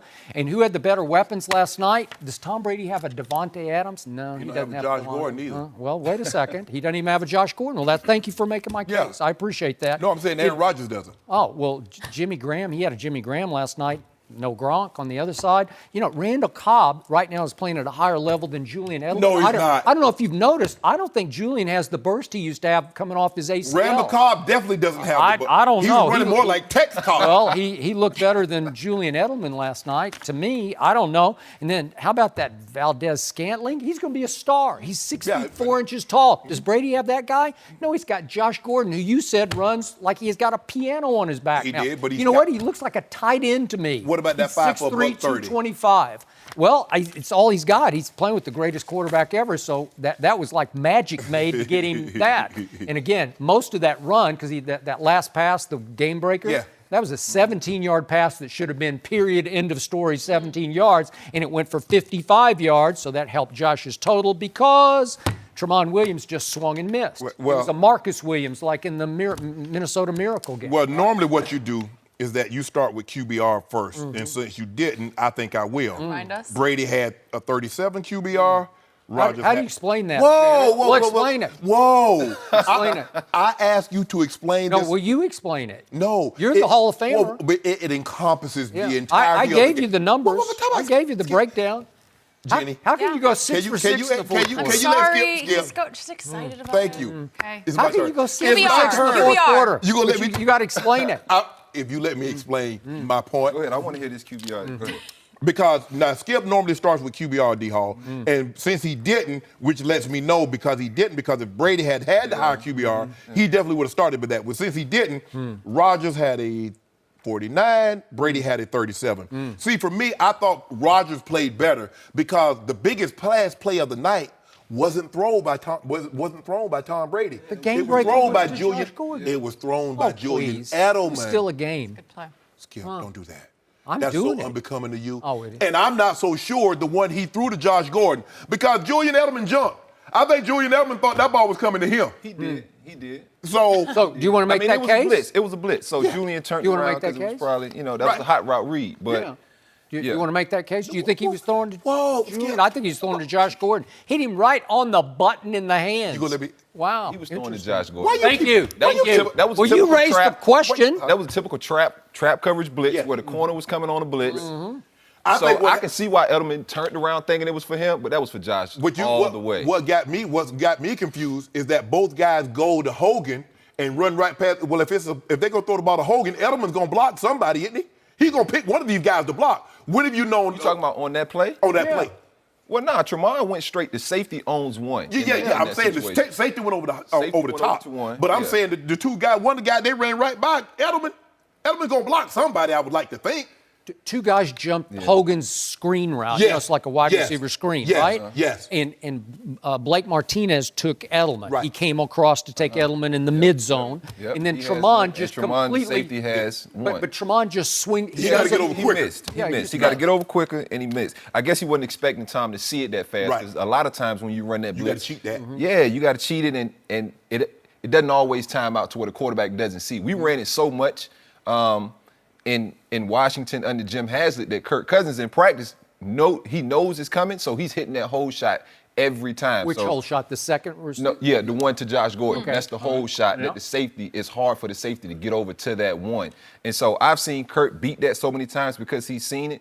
And Green Bay defense, they run a lot of trap coverage. And so when that corner went, that's Tom's read. Get the ball out to number one. And Tramon just, he missed a tackle. He's new there. The best safety I ever seen that played that route was Ed Reed.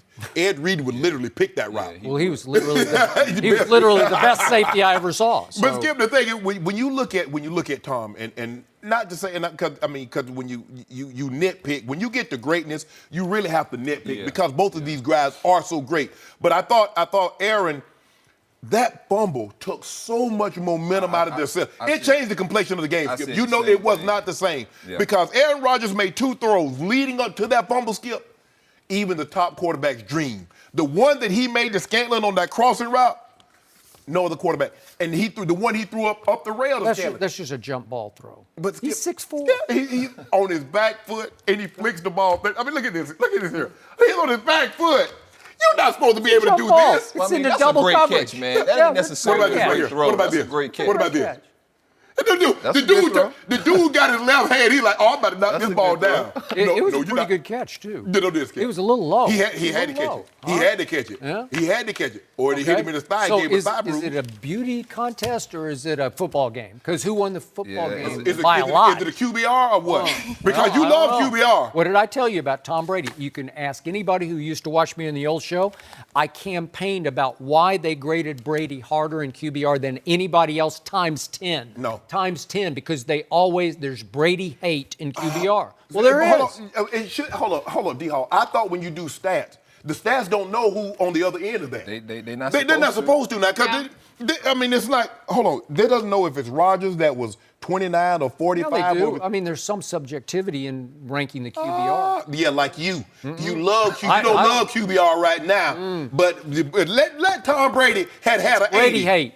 It's Ain't no Brady jealousy, hate. it's resentment. It's okay. It ain't no jealousy. Did that look like a 37 performance to you last night? Nah, not at all. Thank you. Did it look like a 49 performance with those two tubs? I thought he'd be a little higher. Okay. Yeah. Okay. But I'm just saying it is what it is. Because you told me over the last 2 years, Dak had the number 2 rated quarterback. He was followed by Tom Brady. Now, and I said, hold on, are you telling me that Dak is the second best quarterback in all of football? I said, that's what the stats say. Well, the stats said Tom Brady had 37. And that's what I'm going with. Well, who ate at your restaurant last night? I closed down for Aaron Rodgers closed sat down on the for curb. these. Down, He okay. sat on the curb. But what happened is that I had to shut down because so many people was coming in, all them LSU fans. They came in there and had a seat at my restaurant. Yeah. So I served them hot beignet ales. So fire away. Your take was? I'm taking Tom Brady, man. I'm taking Tom Brady because Thank the you. goal is to win the game. Yes. And then I think ultimately Tom Brady inspires the guys around him. I think the guys around him responded better. They came out and played better. Both quarterbacks played really good games. Right. You know, Green Bay didn't lose because of Aaron Rodgers. They lost because of other guys around him fumbling the ball. Like you said, we talked about that. When the score was 17-17, I'm thinking, man, it's about to go down to the last drive. Like, I agree. I'm getting excited about this game. Right. And then when the fumble happened, running back fumbled the ball, you could just see the air Everything. deflate. And from that point on, it was tough. It was tough on Green Bay to come back from that and respond. And I mean, Tom's the GOAT. I'm tired of hearing the conversation. Is Aaron Rodgers one of the best quarterbacks in the game today? Absolutely. Is Tom Brady the best quarterback of all time? I think so. And so to even try to put Aaron in that conversation right now, I think it's premature in that conversation. But in the conversation of being one of the best quarterbacks in the National Football League, absolutely. So what happened in the first quarter last night? Aaron Rodgers threw 15 balls. 15 times he threw the football. That's the most he thrown in the first quarter in 2 years. They scored 3 points. What would QBR say about that? That's not very good. Well, what did QBR say about 6 straight incompletion? What would QBR say about that? Because Tom Brady had that. In the third quarter? Yeah, he had that. What did I tell you about Mike Pettin? Whoa. No, She's a chip off the old block of Rex Ryan. Who bedeviled Tom Brady in the AFC East for years? Rex Ryan did. He always did the best job of DC of all coaching. time. Who's the best defensive coordinator of all time? Of all time? Yeah. Coach Belichick's going to get some strong consideration. And he was on the sidelines. Yeah. Yeah. How Matt Patricia looking? Because he learned under Coach Belichick, right? Romeo Cornell, he learned under Coach Belichick, right? How he looking? What happened in the Super Bowl? How'd that look to you? Oh! No, seriously. Whoa. How'd you give up 41? So now... Is it possible you've lost your fastball? Skip, we can't replay the Super Bowl. How did you get torched by Blake Bortles? 337 yards he threw for? You keep making my case for me. No, When I'm Coach making my case for me. When Coach Belichick's defense doesn't pitch a shutout in the fourth quarter because Rodgers didn't score. Remember, we had this conversation. They didn't score. It's hard to win a ball game when you don't let the other team What score. did Matthew Stafford do to Belichick's defense? Speaking of Matt Patricia. Skip, you take an isolated incident. You take a Matt Stafford. Oh, wait, I'll give you another isolated incident. The first-year starter named Patrick Mahomes scored 31 second-half points at Foxborough. What did he do in the first? 31 in the second half? If you don't mind me asking, with those That's a lot of with those points. 4 red zone possessions in the first half, how many touchdowns did they get?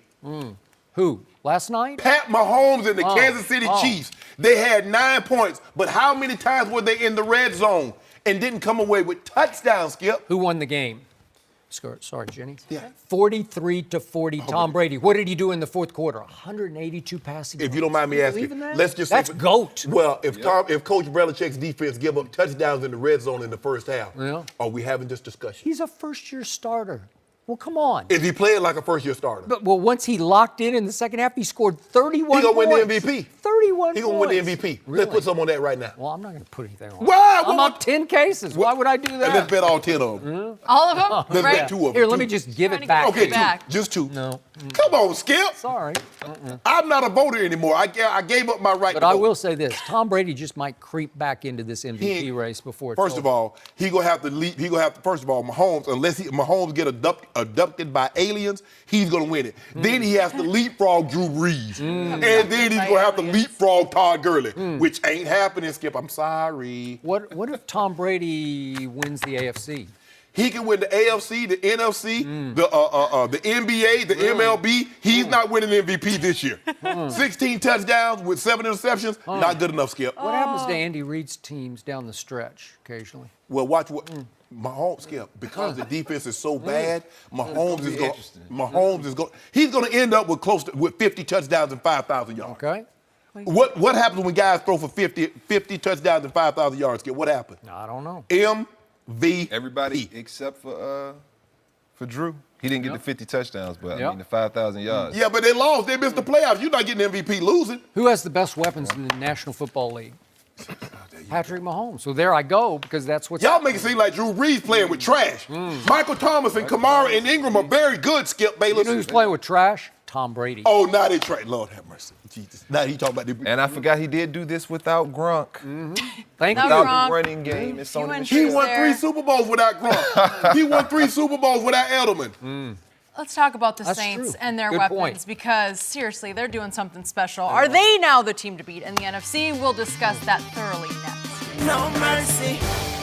So if you like offense, which I do, the Saints and Rams game did not disappoint yesterday. The Saints built a 21-point lead in the first half behind Drew Brees and 3 touchdowns from Alvin Kamara. But Jared Goff threw for nearly 400 yards, 3 touchdowns, including one to Cooper Kupp in the fourth quarter to tie it up at 35. After taking a 3-point lead, the Saints sealed the win late in the fourth with a 72-yard touchdown pass from Brees to Michael Thomas and a great celebration. New Orleans is now 7-1, while the Rams dropped to 8-1. DeAngelo Hall is still with us. DeAngelo, what did yesterday tell you about the NFC? Well, that the Saints and the Rams are the cream of the crop, but it's still hope. It's still hope for a lot of teams. You know, you take my Redskins for instance, and They had a rough- they rough didn't quite perform the way we would have liked them to perform. But that division's still wide open. You know, you see Dallas sitting right there. They've made, good moves in, in acquiring a guy like Amari Cooper, who I think is going to help them out a lot. The Eagles are still sitting right there. I think the Rams are the only division that's really running away with it. Even the Saints, the Carolina Panthers have 2 losses. Yeah. And they're kind of up and down too. They came to Washington, didn't play very well. Washington beat those guys. And then they go to Baltimore, who had the number 1 defense, and just run up and down the field. And so the NFC to me is wide open. Obviously, the Saints and the Rams are the 2 teams that are, like I said before, kind of staking their claim for supremacy.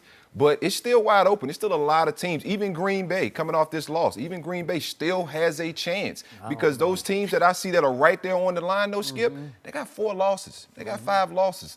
So you still have a chance because the only team who's really running away with it or with their division is the Rams. Oh, I forget about Green Bay because they got the best quarterback in history. That's unnecessary. We're not talking about that. We're talking about NFC But just teams. the NFC in as a whole, it's still wide open, I feel, for a lot of teams. If they can, even the Falcons, the game scared me because I think the Falcons are a better team than they've played. And I said, man, if they come into Washington and win, they have a chance to go on a little bit of a run. Their defense haven't been playing very well. They're not healthy. They're banged up. And so if that team can continue to do what they do, the Falcons got a chance to keep going and keep winning games. For me, Skip, the NFC is loaded. New Orleans, and if you look at them, with the exception of Carolina, everybody have these dynamic offenses. New Orleans, the Rams, Minnesota, the Falcons. Now, if the Falcons can play what we call a teaspoon of defense, because they offensively, they're amazing. Man, when they go to that 3 wide receiver set with Julio and Ridley and Sanu, and you can still run the ball with Ito Smith and Tevin Coleman, and Hooper is a very good tight end, and Matt Ryan is dealing. Matt Ryan is dealing. But those 2 big dogs, New Orleans and the Rams, they're explosive. They can hit you in a wave. Cam is playing unbelievable football. We're not talking about him because Drew Brees has been so phenomenal. Jerry Goff and the Rams have been so phenomenal. We've kind of forgotten about Cam, but he quietly has his team. I think they're 6-2. They're right there in this thing, and they play New Orleans again. The Eagles, I believe, coming off their bye, they're about to take off.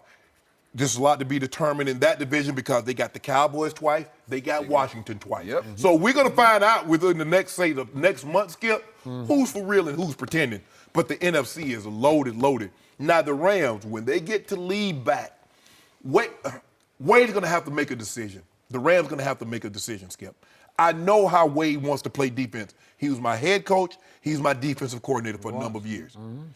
But Marcus Peters won Defensive Player of the Year. He went to the Pro Bowl playing a style, which means he's a cluing cornerback. He likes to play off and see it develops in front of him, and he'll jump something. Yep. If he's playing one and he sees two trying to sneak out into an out route, he gonna jump it. Now, he might give up a big play, but he can't play this style of football, Skip. Yeah. He's not a press corner, and you've taken all of his confidence away. And he's looking at it, man, I'm not this bad.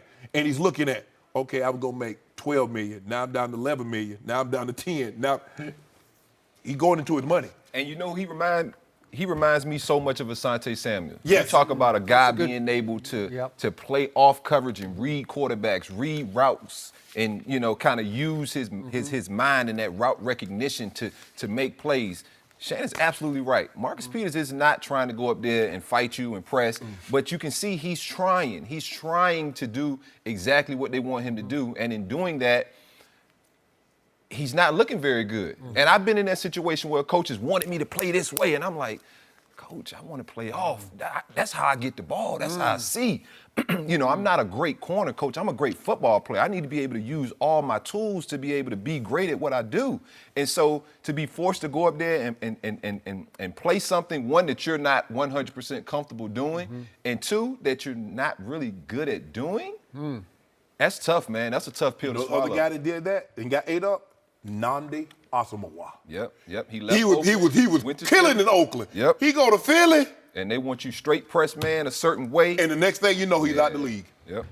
But he got a nice looking wife though. But that's another history. Olivia Pope is unbelievable. Yeah. So the Asante Samuel reference made me flash back to the interception he dropped that would have won Tom Brady the first Eli Super Bowl. Am I right about that? Yes. Yes. Thank you.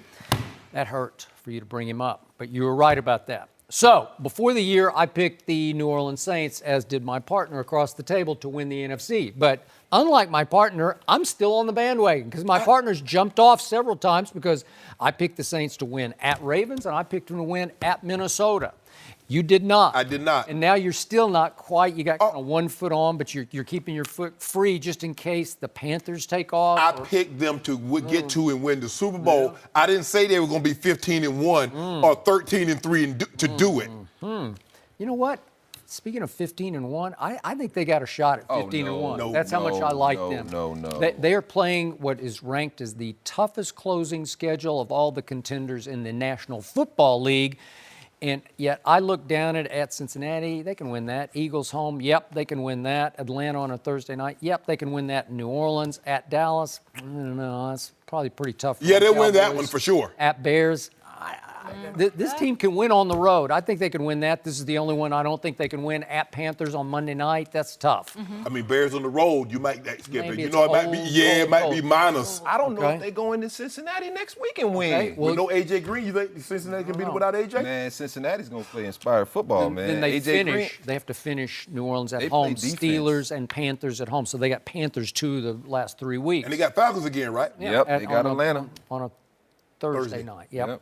So the point is, it's tough, but I think this team is rolling because this team is balanced. For the first time in a long, long time, they are balanced. You pointed out yesterday, they did run it 34 times. They had to throw it 36 because it became somewhat of a shootout. Right. But still, 34-36, that's not exactly Sean Payton, Drew Brees kind of football. Yeah. And what did they do when they went to Baltimore and then to Minnesota? They ran it a combined 68 times to 54 passes in those 2 road wins. Is that New Orleans football that we used to? No, that's not what they used to do. I mean, usually you have to go all the way back to their Super Bowl year to see them balance like this. Well, the thing is that what Sean Payton does is that when you're on the road, crowd noise become effect, and you don't want to get your quarterback hitting the ball, get out. So let's run it. And especially, he would have preferred to run it yesterday. But Michael Thomas was cooking Peters so bad, it's like, hey, Drew, Just call whatever and look for Peters. Because they couldn't do anything with Kamara out of the backfield because that's a matchup nightmare. You put your linebacker or your safety try to guard him, or your slot or your nickel corner try to guard him. That's a mismatch. And then Michael Thomas is getting whatever he wants. He's eating. Ben Watson is like 6 months younger than me. He's cooking them. I mean, come on, man. He was. At some point in time, you got to skip. The way, and D-Hall, you know this. At some point in time, you got to take something away. If you let the offense get whatever they want, whenever they want it, you can't get off the field. So Michael Thomas is eating. Ben Watson is eating. Kamara's eating. And now they turn around and hand the ball off and they get 5, 6, 7 a clip. How you gonna win a ball game? Especially after you've gotten down. But give the Rams credit for getting back into the ball game. Michael Thomas could have helped them out. You don't want a team to get the ball to the 42. But the Saints are gonna. They got a tough schedule, Skip. They're not finishing 15-1. That's not going to happen. How about 14-2? 13-3. How about 14-2 and the Rams also lose another game to go 14-2, and all of a sudden the Saints got a home field in the NFC Championship game? I think of all the Who wins that game? I think of all the teams, the Saints' home field is more important than any of the rest of them. Because the Rams getting home field, because remember, Skip, Aaron Rodgers was on the sideline telling the crowd to get up out here at the Coliseum. Well, he was, because there were more Green Bay fans. That's my point. And you look at Minnesota. I mean, they've already gone to Minnesota and won in Minnesota. So New Orleans is a trap. Yeah, it's true home field. Especially come playoff time. That place can get definite. This team has come a long way since giving up the 430-plus yards to Fitzmagic on opening Sunday. That is true. So are the Rams going to lose again because they got Seattle at home? I don't think I know Seattle. They'll be Kansas City and Mexico City. Kansas City, I don't know. That might be a 51-48 ball game, Skip. Yeah. There's something about the Rams I don't buy. Just something about it, and I don't know why. You don't buy them because their defense is, to a man, their defense is supposed to be better than it shows. They show flashes by Aaron Donald and some of those pass rushes getting pressure and the big plays that they're able to get as far as turnovers, but they don't consistently stop people. Okay, what is that defense stocked with? Extremely talented players who don't have the highest football character to me. They've shown flashes of being bad actors in the past. And if you put enough of them together, then somehow it's not going to rise and shine when you need it to rise and shine. The Rams know what they are because it's reported they tried to make a play for Jadeveon Clowney. They tried to make a play for Jared Hughes, the Buffalo pass rusher. They set it on Dante Fowler because they're like, we got to get some edge presence because, look, we can get some push in the pocket, but the guy just slides left or slide right, and he's home free. We need somebody that's going to force him to step up in the Sue, step up in the Donald, and put pressure because on the back end, we can't hold up like we once could. Fowler made his presence known in the second half. He had a couple of... And the thing, and the Rams saying, look, we got Jared Goff on this rookie contract. This year, next year, we going for it because Jared Goff going to want $35 million, Skip. And when you pay a guy $35 million, you can't pay a whole lot of other people. Plus, you got Todd Gurley making big bucks. Brandon Cooks making big bucks. You just paid Aaron Donald a farm and a moon. So, unlike Shannon Sharpe, I like the Saints. Oh, my goodness. It's okay. You like the Saints? I just picked them to win the Super Bowl. Well, but you slide on and off. No. You're like covering your bets. No, you want me to say, they're going to be 15-1 and get to the Super Bowl. I said they're going to get to the Super Bowl, they're going to win. So if they're 13-3, they're making a case for Carolina. You kind of like the Panthers. No, the question was about the NFC. Okay, so? Oh, the Carolina and the NFC. You should be slam dunk Saints. Over. So are Carolina, are they not in play? I don't know. I just took a stand again. I took it before the year. I took it now. Okay, you can take it. But the question, so all of the New Orleans Saints are in the NFC. Well, I just like them to win it. I like the way they're playing football. I even like the way they're playing clutch defense. So we learned nothing about the NFC yesterday, even though Carolina. It's not great. I still got the Rams, man. Look, the Rams are down 21 points and fought back. Like that to me, you'll learn more about your team doing that than you will, I think, a lot of things. And it's early, man. This team needed to lose. They needed to lose because, I kind of saw something where, Sean Payton kind of has his guys, you eating the cheese or something, or, you reading the headlines. And so a lot of those Ram guys probably are reading the headlines a little bit. They think they're a little better than they are. This is one of those humbling experiences where, especially as a secondary, when you let a receiver catch go for 2 bills on? Yeah, 12 receptions for 211 yards. If that doesn't motivate you and get you locked in, it ain't much that's gonna do that for you. And so, I just know this Rams defense to a man are better than what we saw. And I know if they had to play again, it would be a different Rams defense would come out there to play. Well, maybe they'll get another crack. I think they will, and I don't think The Rams, something. both of these coaches are gamblers, Skip, because both of them tried to steal a possession. They did. That's why the Rams went for it on the fake field goal. They faked the field goal. That's why Sean Payton went for it early in the ball game. He knows what this team represents. He's like, nah, kicking a field goal and punting the ball, not gonna help us win. Score points. One team was 3 of 8 on third down. The other team was 7 of 12. All right, DeAngelo, thank you for joining us. Let's move from the NFC to the AFC. The Steelers, have they turned a corner? Are they starting to look like a Super Bowl contender? We'll discuss that next. No mercy. So the Steelers won their fourth straight game yesterday, 23-16 in Baltimore. James Conner had another huge game. He has 7 touchdowns during the winning streak. The Steelers' other running back, Le'Veon Bell, has still not shown up, and he must report by next Tuesday in order to play this season. Steelers offensive lineman David DeCastro was asked about Bell's absence, said, quote, honestly, no one cares anymore. As far as Ravens go, they've now lost 3 straight. There are reports that John Harbaugh could be out in Baltimore, but after the game he said, quote, I've never been somebody that worried about keeping a job. All right, Shannon, what was your takeaway from yesterday's game? I believe John Harbaugh is in real trouble. It was reported that they came very close to letting Harbaugh go in this offseason. But Ozzie Newsome, who's the general manager, who's been the general manager for over 20 years, this was his last draft. And it's ironic, Skip, that John Harbaugh and Joe Flacco came in together. I believe they will depart together. I agree. I believe this is both of their last year in Baltimore. Joe Flacco is reverting back to what we saw the last couple of years, is that he's turning the ball over, and 4 touchdowns, 4 interceptions in his last 5 games. He's 31st in yards per attempt.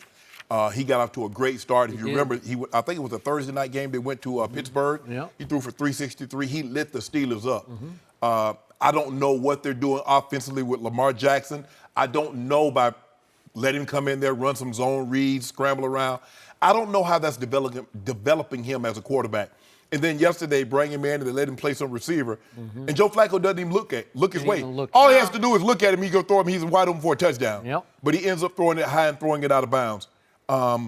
So I think that's where the Ravens are. They're in trouble. I believe Joe Flacco will exit after this season. I believe John Harbaugh will be relieved of his duty after this season. But what I don't get about the Steelers, Skip, I believe as a teammate, you can praise one without trying to be disparaging of the other. It seems to me that the Steelers' offensive linemen have gone out of their way to be disparaging of Le'Veon Bell. Okay, he's not there. Now, if you want to say, look, we saw this guy in practice. We saw some of the things that he did last year. So I'm not surprised that James Conner is playing as well as he's played. He's been phenomenal. And so that's just a testament to his hard work. Le'Veon's not here. When Le'Veon comes back, okay, we'll deal with Le'Veon then. But it seems to me that they're going out of their way to try to bash Le'Veon. And I don't know why Le'Veon, I'm never going to give up $15 million, Jen. I'm coming in. I understand. You can't make that money up, Skip. You're closer to the end of your career than you are the beginning. And normally what guys do, when you get closer to the end, you hoard more of the stuff. You're going to be making less of it down the road. But I just don't get the Steelers' offensive linemen and some of the guys that have gone out of their way. You can praise James Conner, but you don't have to be dismissive and disparaging of Le'Veon Bell. So if you're Le'Veon, are you going to come in and try? Or are you just going to come in and watch? Well, here's the thing, Skip. I can't. You got to come in by what, next week? Is it this week or next week? This week. So you got to come in and go and to get a credited season, or you're back in the same situation you were in this year. I know. And there's, I read a report. I don't know if it's true or not that they could possibly transition. I think you should just go ahead and move on. I think they should have just moved on to begin with. Once James Conner started playing as well as he did, let's just go ahead and move on because it seems like it's really toxic. Le'Veon walking in. Like Ty Montgomery said, he doesn't know who to trust in the locker room after the game, after reported what they said. If I'm Le'Veon, how do I trust? Because I heard in the offseason when one of the linemen said what he said and DeCastro said what he said, now he's looking around like, first time he gets tackled in the backfield, he's looking at, y'all didn't never do that for James Conner. Y'all block for him. So it's just a bad situation, and I just don't know how it gets better with Le'Veon coming back. But if I'm Le'Veon, I'm coming back and get that last little bit of money. So this is a double-edged sword. Let's talk about the Steelers first. My take on the Steelers is just when I thought it was safe to write them off this year, guess what? They're back in first place. Yep. You believe in that? Yeah. Didn't we pretty much both write them off early? Yes. As a dysfunctional, finger-pointing mess? Didn't I think that Mike Tomlin was at least on a hot seat? Yeah. And now that seat feels pretty cool. Yep. Because his defense is playing not great, but much better than it did. Correct. It's credible now. I said this Friday, and I'm going to say it again. James Conner has been the catalyst for this team taking off. There's no me in him. He doesn't care about his stats. He gives you the opposite of what Le'Veon gives you. Obviously, Le'Veon has a little more talent in several areas, but James Conner gives you an honest day's work. Oh, he it's does. blue-collar work. It's hard-nosed work. He will do what he's asked to do as hard as he can do it. He'll run it. He will catch it and make some yards after catch. Yep. And all of a sudden, he was the lightning rod figure around who they took off because he's not Le'Veon.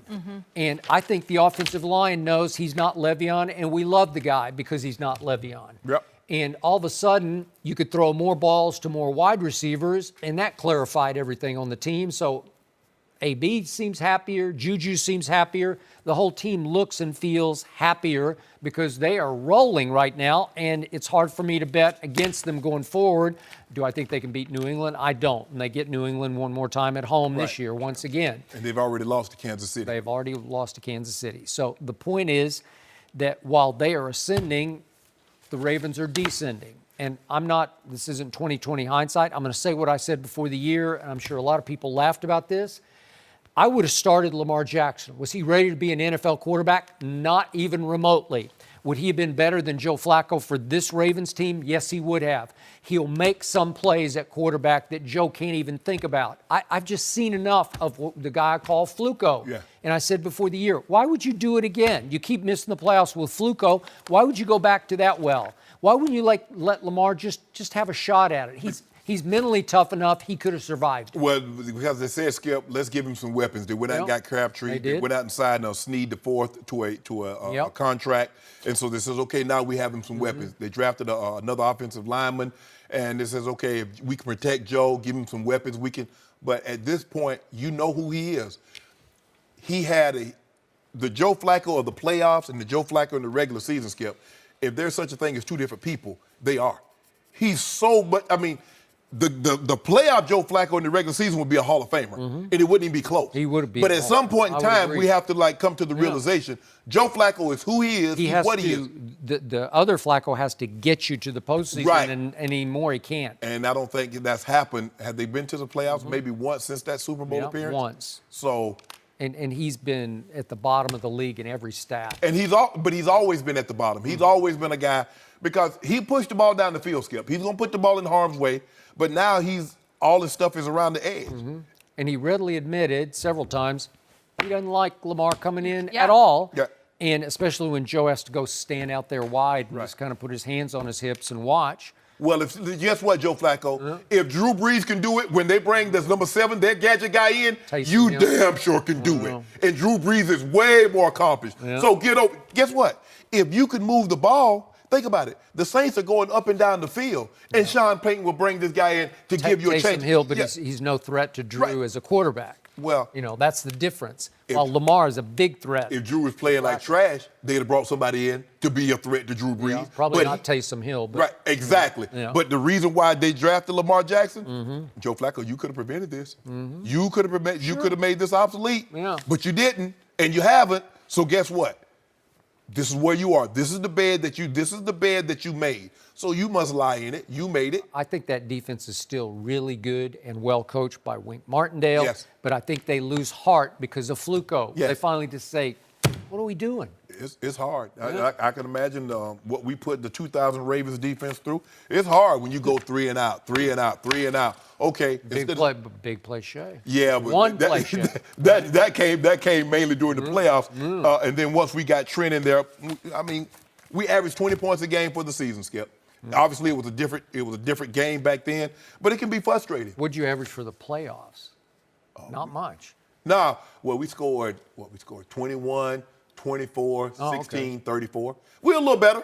What'd you score against the Raiders at Raiders? 16. to Yeah, then they scored 34 in the Super Bowl. But when you only give up 3, you give up 7, you give up 3, you give up 10, you're going to win most of those games. I'd say you would. Memory, that's impressive. Oh, yeah. List them off. Yeah, well, we busted Skip up. I've been busting Skip up since September 6th, 2016. That's how he got September his 6th. third ring, is because he went along for the greatest ride with maybe Whoa, the greatest Skip, don't defense do that. ever. Don't do Am that. I right? That's so unbecoming of you, Skip. That's No. how you got to wear that leather. Oh, Off that third ring. Oh, shake. Yeah. Double. Ow! It's working for you today. Skip, you a Okay. hater. Are the Patriots now the team to beat in the AFC? We'll discuss that. Let's hear what Michael Vick has to say next. No mercy. So the AFC is stacked with teams that are all red hot right now. The Chiefs are on top at 8-1 and have won 3 straight. They're followed by the 7-2 Patriots, who won their 6th straight last night against the Packers. And then the Chargers won their 5th straight yesterday and are now at 6-2. We are joined by Fox NFL analyst Michael Vick. Welcome. Thanks for being here. Good to be back. I'm going to start with Shannon on this one. In your opinion, who's the best team in the AFC? I still believe it's the Chiefs. They average 36 points a game. Patrick Mahomes is on pace for 50 touchdowns, over 5,100 passing yards. Kareem Hunt is third in the NFL in rush yards. Travis Kelce right now is the best tight end in football. And eventually, I just believe Justin Houston's going to come back. They get great pressure on one side with D Ford. Chris Jones has been unbelievable in the middle, Skip. Now you get Justin Houston to come off the edge on the other side. And so right now they have a 1-game lead. The Patriots have lost 2 games. The Patriots did beat Kansas City in Foxborough head-to-head. But all things being equal, I think the Chiefs are number 1, Patriots are number 2, Chargers 3, Steelers 4. And your thought is? I agree with Shannon in that order. He said exactly what I was going to say, from scoring offense to Kareem Hunt to Tyreek Hill being dynamic forces. Travis Kelce in his last 7 games have had at least 6 touchdown catches. This team is destined for greatness. They remind me of one of the young Philadelphia Eagles teams that Andy Reid had when Donovan McNabb was young. And this is pre-you. Yeah, pre-me. Okay. 2002, 2003, when Donovan was young. Andy had him when he was just a young guy and was able to shape and mold him. And they did some really good things. 4 NFC championship games. And he really had Donovan's ear, where he could coach him. And Patrick is a very coachable guy. So it's no surprise that they're ranked, number 1 in scoring offense. Yes, the defense has had its problems, but once they get Justin Houston and Eric Berry back, that should become a tighter defensive unit. And I think, as of right now, and there's still, 8 more games to play, but this team is really in position to compete for the Super Bowl, and this might be Andy's year. So, both of you are wrong, but that's okay. It happens on this show occasionally. So, Tom Brady beat Patrick Mahomes in Foxborough. And barely, 43-40, after Mahomes scored 31 in the second half. Yes. Incredible. And last night, Tom Brady beat Aaron Rodgers, and Tom Brady at 41 still looks like Tom Brady to me. So I'm sticking with the Patriots because I'm looking at their closing schedule, and 4 of the last 7 games are against the AFC least. And You proud of that? no, I'm not. I'm just, in fact, I love that for their sake because that's pretty easy. Now, they got their annual hell trip late in the year to Miami, and they tend to blow that game because it's hot down there. I don't think so either. I just don't think so either. Not this time. They'll beat the Dolphins on the road right now. I mean, they finding their way.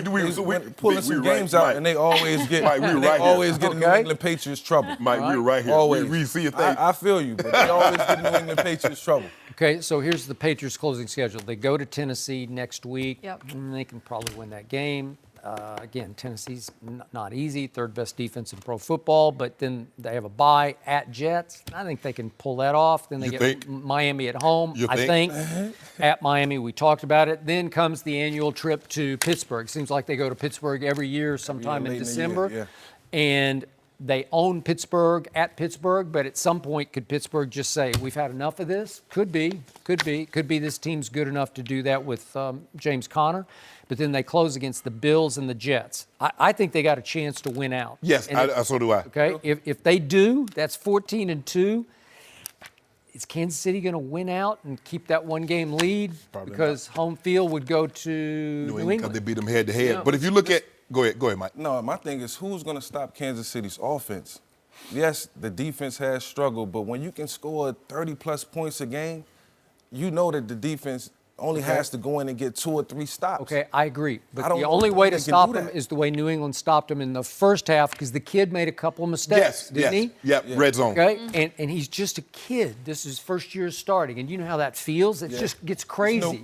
Once it starts getting cold up there and they start throwing stuff at you and they start figuring out, well, here's one thing you don't do that great. Okay. But you have to look at the Kansas City and what Mahomes has done. They've gone to San Diego. They come to L.A., beat Phillip Rivers, and he went to Pittsburgh and beat Big Ben. He did. So that's kudos. Like I said, I believe that game against the Rams in Mexico City, that has all the makings of a 51-48 or 45-48 type ball game. Yep. And that's what it could come down to that, Skip. Both of these teams could easily finish 14-2, but New England, because they beat Kansas City head-to-head, would own the tiebreaker, and then the AFC, everything would have to go through Foxborough. But this kid has the type of arm talent that he'll take elements out of it. It doesn't matter if it's cold, if it's windy, he can throw through that. If it's snow, it don't normally rain that late. Now, it might get some rain in Kansas City, but this dude is special. And with that running attack, they can run it, they can throw it. Because from different ways. Kareem Hunt is really like a Brian Westbrook, but he's a better runner of the ball.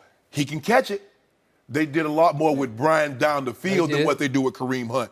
But as far as running the football, this kid's special. That's why I make the comparison to this team being like one of the older Philadelphia Eagles teams when Andy first started, not defensively because you don't have a guy, where you have Eric Berry who is similar to Brian Dawkins, but, 2 totally different players.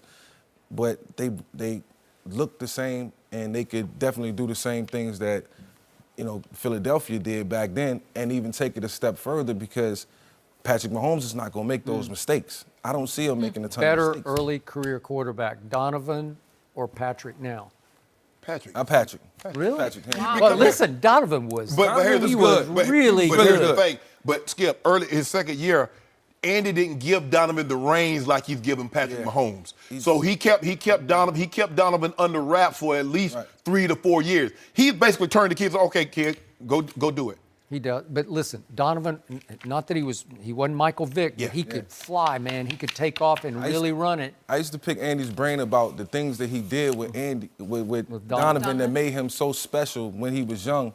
And he shared a couple secrets and told me some things that surprised me, but he's completely opened the floodgates for Patrick. So it's more responsibility on him. Yeah, and Donovan never had this kind of talent.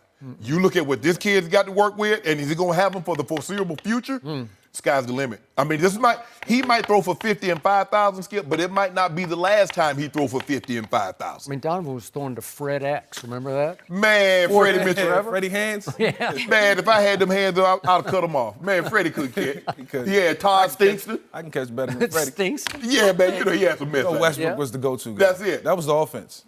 But against Brett Favre, it was 4th and, 20-something? Yeah, 4th and 27, 4th and 22, something like that. About the only catch he had. Yeah.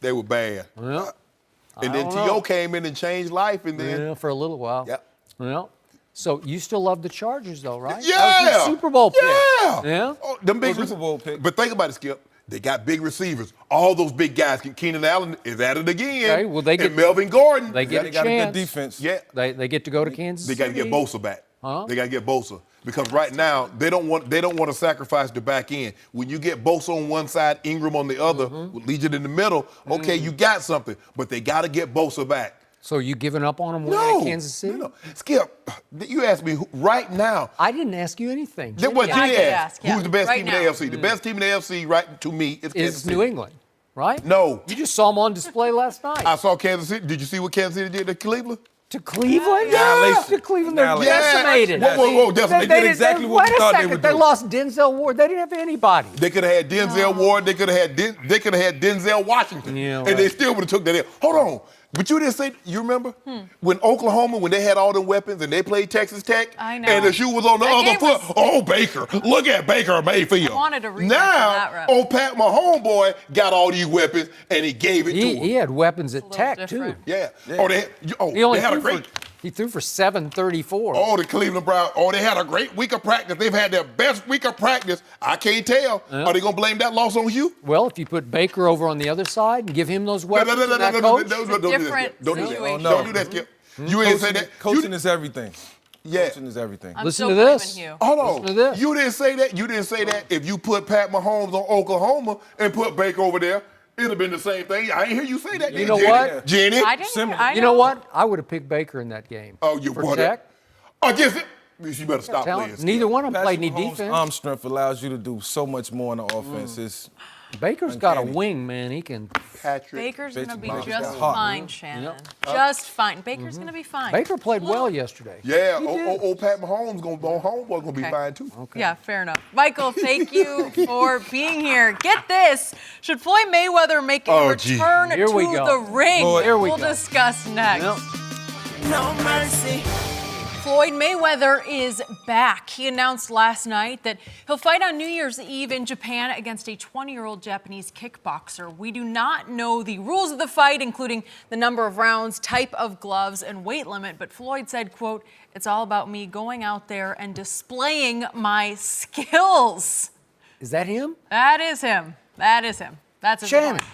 what are you doing? Shannon, you like it? You got to get a hold of him. You got to talk him out of this. Have you talked to him? No, what do you make of it? No, I don't like it. Skip, the man has made over $500 million. $500 million? In his last 3 fights. You're 50-0. You said you want to retire at 50-0. You said this was the last. Skip, I watched him be talking to Stephen A. Says, I'm done. I ain't coming back for no amount of money. I'm done. Come on, man. Come on, Floyd. This should be beneath you. That you've made, if somebody would have told him after I think he fought in the 96 Olympics in Atlanta. If someone comes to him after he fought in the Olympics and they say, Floyd, you're going to be a 5-6 division champ. You're going to be 50-0 when you retire, and you're going to be the highest grossing fighter of all time. You think he takes that, Skip Bayless? Because that's what he is. And it seemingly is still not enough. You got jets, you got cars, you got homes, you got everything that you can possibly fathom. You still have your right mind. And you want to go back in there and fight for what, Floyd? Do you need money that bad? Because these things are becoming a farce. Everybody knows you're not going to fight this guy in his specialty. He's a kickboxer. Now, you see how long that lasts. You know, Tyron Woodley, and I know T. Wood. Oh, yeah, I can teach Floyd how to do this. No, you can't. You ain't teaching nobody at no 40-something years old to go into MMA. That's not going to happen. That is a young man's sport. And the shelf life in MMA, Skip, is even shorter than boxing. And you know, unless you're an all-time great, you don't have a long shelf life in boxing. Skip, come on, Floyd. This should be beneath you. But how small, we know how small Floyd is. For that guy to stand next to Floyd and be that much smaller than Floyd. Floyd's very right. Remember, he's got little. Dude might be a little. Not that I have anything against little people, but this dude might be a little person. And Floyd tried to pick on somebody. Go fight Earl Smith Jr. You want to fight somebody? Go fight Keith Thurman. He doesn't want to fight them. Go fight one of them guys, Skip. Leave these people alone. So I'm just guessing that somebody in Tokyo pretty much guaranteed Floyd Mayweather Jr., dare I say, $100 million more dollars? Yes. At least $100 million more. Yes. To take on their MMA star and box him. Yes. I'm pretty sure Floyd's not going to do any MMA fighting. No. I don't think so. No. Right? No. So the kid is going to box Floyd, the 20-year-old, and it's going to be a farce, and Floyd will toy with him and just play around with him for, I don't know, would it be 12 rounds? I have no idea what it would be. But at least I gave Conor McGregor some chance. And I thought Conor acquitted himself pretty well. He hung in there, and at least it was fun to watch, and I paid my money for it because it deserved my money. But we knew what it was going to be. It was going to be a boxing match. We have no idea. All we know is Floyd is fighting New Year's Eve against some guy from Japan. We don't know if it's going to be octagon or square. We don't know the gloves. We don't know what it's going to be. But I feel very comfortable. I'm pretty sure they're going to box. Yeah. Right? Only box. Okay. Not some boxing, all boxing. So if he is going to make $100+ million, what price is your credibility? Seriously, will you sell your soul, your competitive soul for that? It's not worth it because at some point we're going to remember Floyd for this. Yeah. Like at the end of his career, he's 41 years of age. But the upside, but Skip, there's still, and any time you get in the fight, you could lose because the guy can get lucky. Sure. He can land a punch on the button and it's over. And you going to go out, Floyd lost to some guy from Japan we never heard of and probably will never hear about again. Maybe he's a dynamo. I don't know. We're making fun of him, but I don't know anything about him. Maybe he's... Skip, the man has made $500 million in 3 fights. He made 280, 225, and he fought Berto, made 30-something. He did. Come on, dude. You made $500 million. And look, how many more Hermes bags do you need? Well, is it possible he needs the money? It just can't be. Yeah. I mean, it's hard, Skip. I mean, if you're going to bet 4 or 5. Now, maybe that's happening. He's a gambler. Yeah. And you bet 4 or 5 million, yeah, you win, because he posts a lot about the slips that he won. He never posts about the ones he lost. It's hard for me to believe, even Vegas, talking about they took a pounding yesterday because all these teams covered. Because the favorites covered. Yeah. I told you, how can Kansas City only be an 8-point favorite at Cleveland? And, of course, they just rolled. New England covered. Pittsburgh. The Patriots. So they took a $7-9 million hit inside the head. Well, you know. Trust me, that doesn't happen very often. No, that's why they keep building those big billion-dollar palatial estates. And Floyd just built a big concrete, he called it concrete palace or piece or something. They said, come on, bruh. Come on, Floyd. This should be beneath you. At some point in time, Floyd, you got to let it go, bruh. I just don't. I don't get what's the win in it for Nothing. For your legacy. Nothing. Really? Nobody go. If he wins, they're like, you should have. And then if he loses, they're like, well, see, I told you. If he'd have fought these great fighters, because everybody already they try to downplay his career because they say, well, he fought Oscar and it passed his prime. He fought Shane Mosley past his prime. Well, you can make He fought that Cotto. case. He fought all these guys past their prime. Come on, Floyd. This should be beneath you. Are you still going to watch it, though? I mean, No, I'm still not. want to You know see what? he's I up think to. I'm a no on this. No, one. No. I'm All not right. watching. I'm I'll going let to you the guys movies. know. Yeah. If he needs money, though, I'm in trouble. It's tonight. A must-win for the Cowboys. We'll discuss that next. No mercy. Time for our final topic of the day. The Cowboys are a 4.5-point favorite tonight at home against the Titans. Dallas comes into the game at 3-4. Their offense has struggled, but Amari Cooper, he's making his debut tonight. Shannon, what is your prediction for the game? I expect the Cowboys to win, and they should win. But if they lose this game, they would be in a heap of trouble, and Skip Bayless might call in sick tomorrow. So He will never call in yeah, they lose this game tonight, you going to call in sick. I might be sick, but I won't call in Okay. sick. Yeah. I think they will try to get Amari Cooper involved early and often, Skip. And if they do that, and if the Titans try to pay extra attention to Coop, that's going to leave some running lanes for Zeke. He's now Coop. I like that. Yeah, He's so already love it. so I expect the Cowboys to win. I'm going to say 27-10 and win convincingly tonight. So, for once, Shannon Sharpe cannot jinx my Cowboys by picking my Cowboys. It will not work because they are going to win tonight. And this isn't just a must win. This is a you better win or heads will roll win for the Dallas Cowboys. Whose head going to roll? Jason Garrett ain't going nowhere. I think Jason Garrett's head might roll after this one. I'll be calling for it tomorrow if they lose Jerry this game. ain't going to fire his son. Yeah. I say Amari gets off to a great start. He'll have, I'll say conservatively, 5 catches for 80 yards. Zeke gets back on track with, say, 105. Dak plays a real solid game against a really tough defense. They are 3rd in scoring defense. My Cowboys are number 1 in points allowed. So I say they make life miserable for Mariota and company. And I'll say 20-10. I'm being conservative. Lower scoring between 2 pretty good defenses. They're going to get a scoop and score. They'll get a pick six, something like that to boost it up. Because if the Ravens got Mariota in his own building 11 times, I can imagine what the Cowboys are going to do in Cowboy Stadium. Now, I understand it's not a home field advantage per se with the crowd noise, but they're going to get at them pretty good. They haven't lost yet at home. I mean, so here they go. It takes off tonight. The season begins for my Cowboys. No, the season Right now? The season began 8 games ago. No, What will Coop do? No mercy. Thanks for listening to the Undisputed podcast. I'm Jenny Taft. Join us again at the same time tomorrow morning, 9:30 Eastern. We'll see you then. Fox Sports 1 of 1.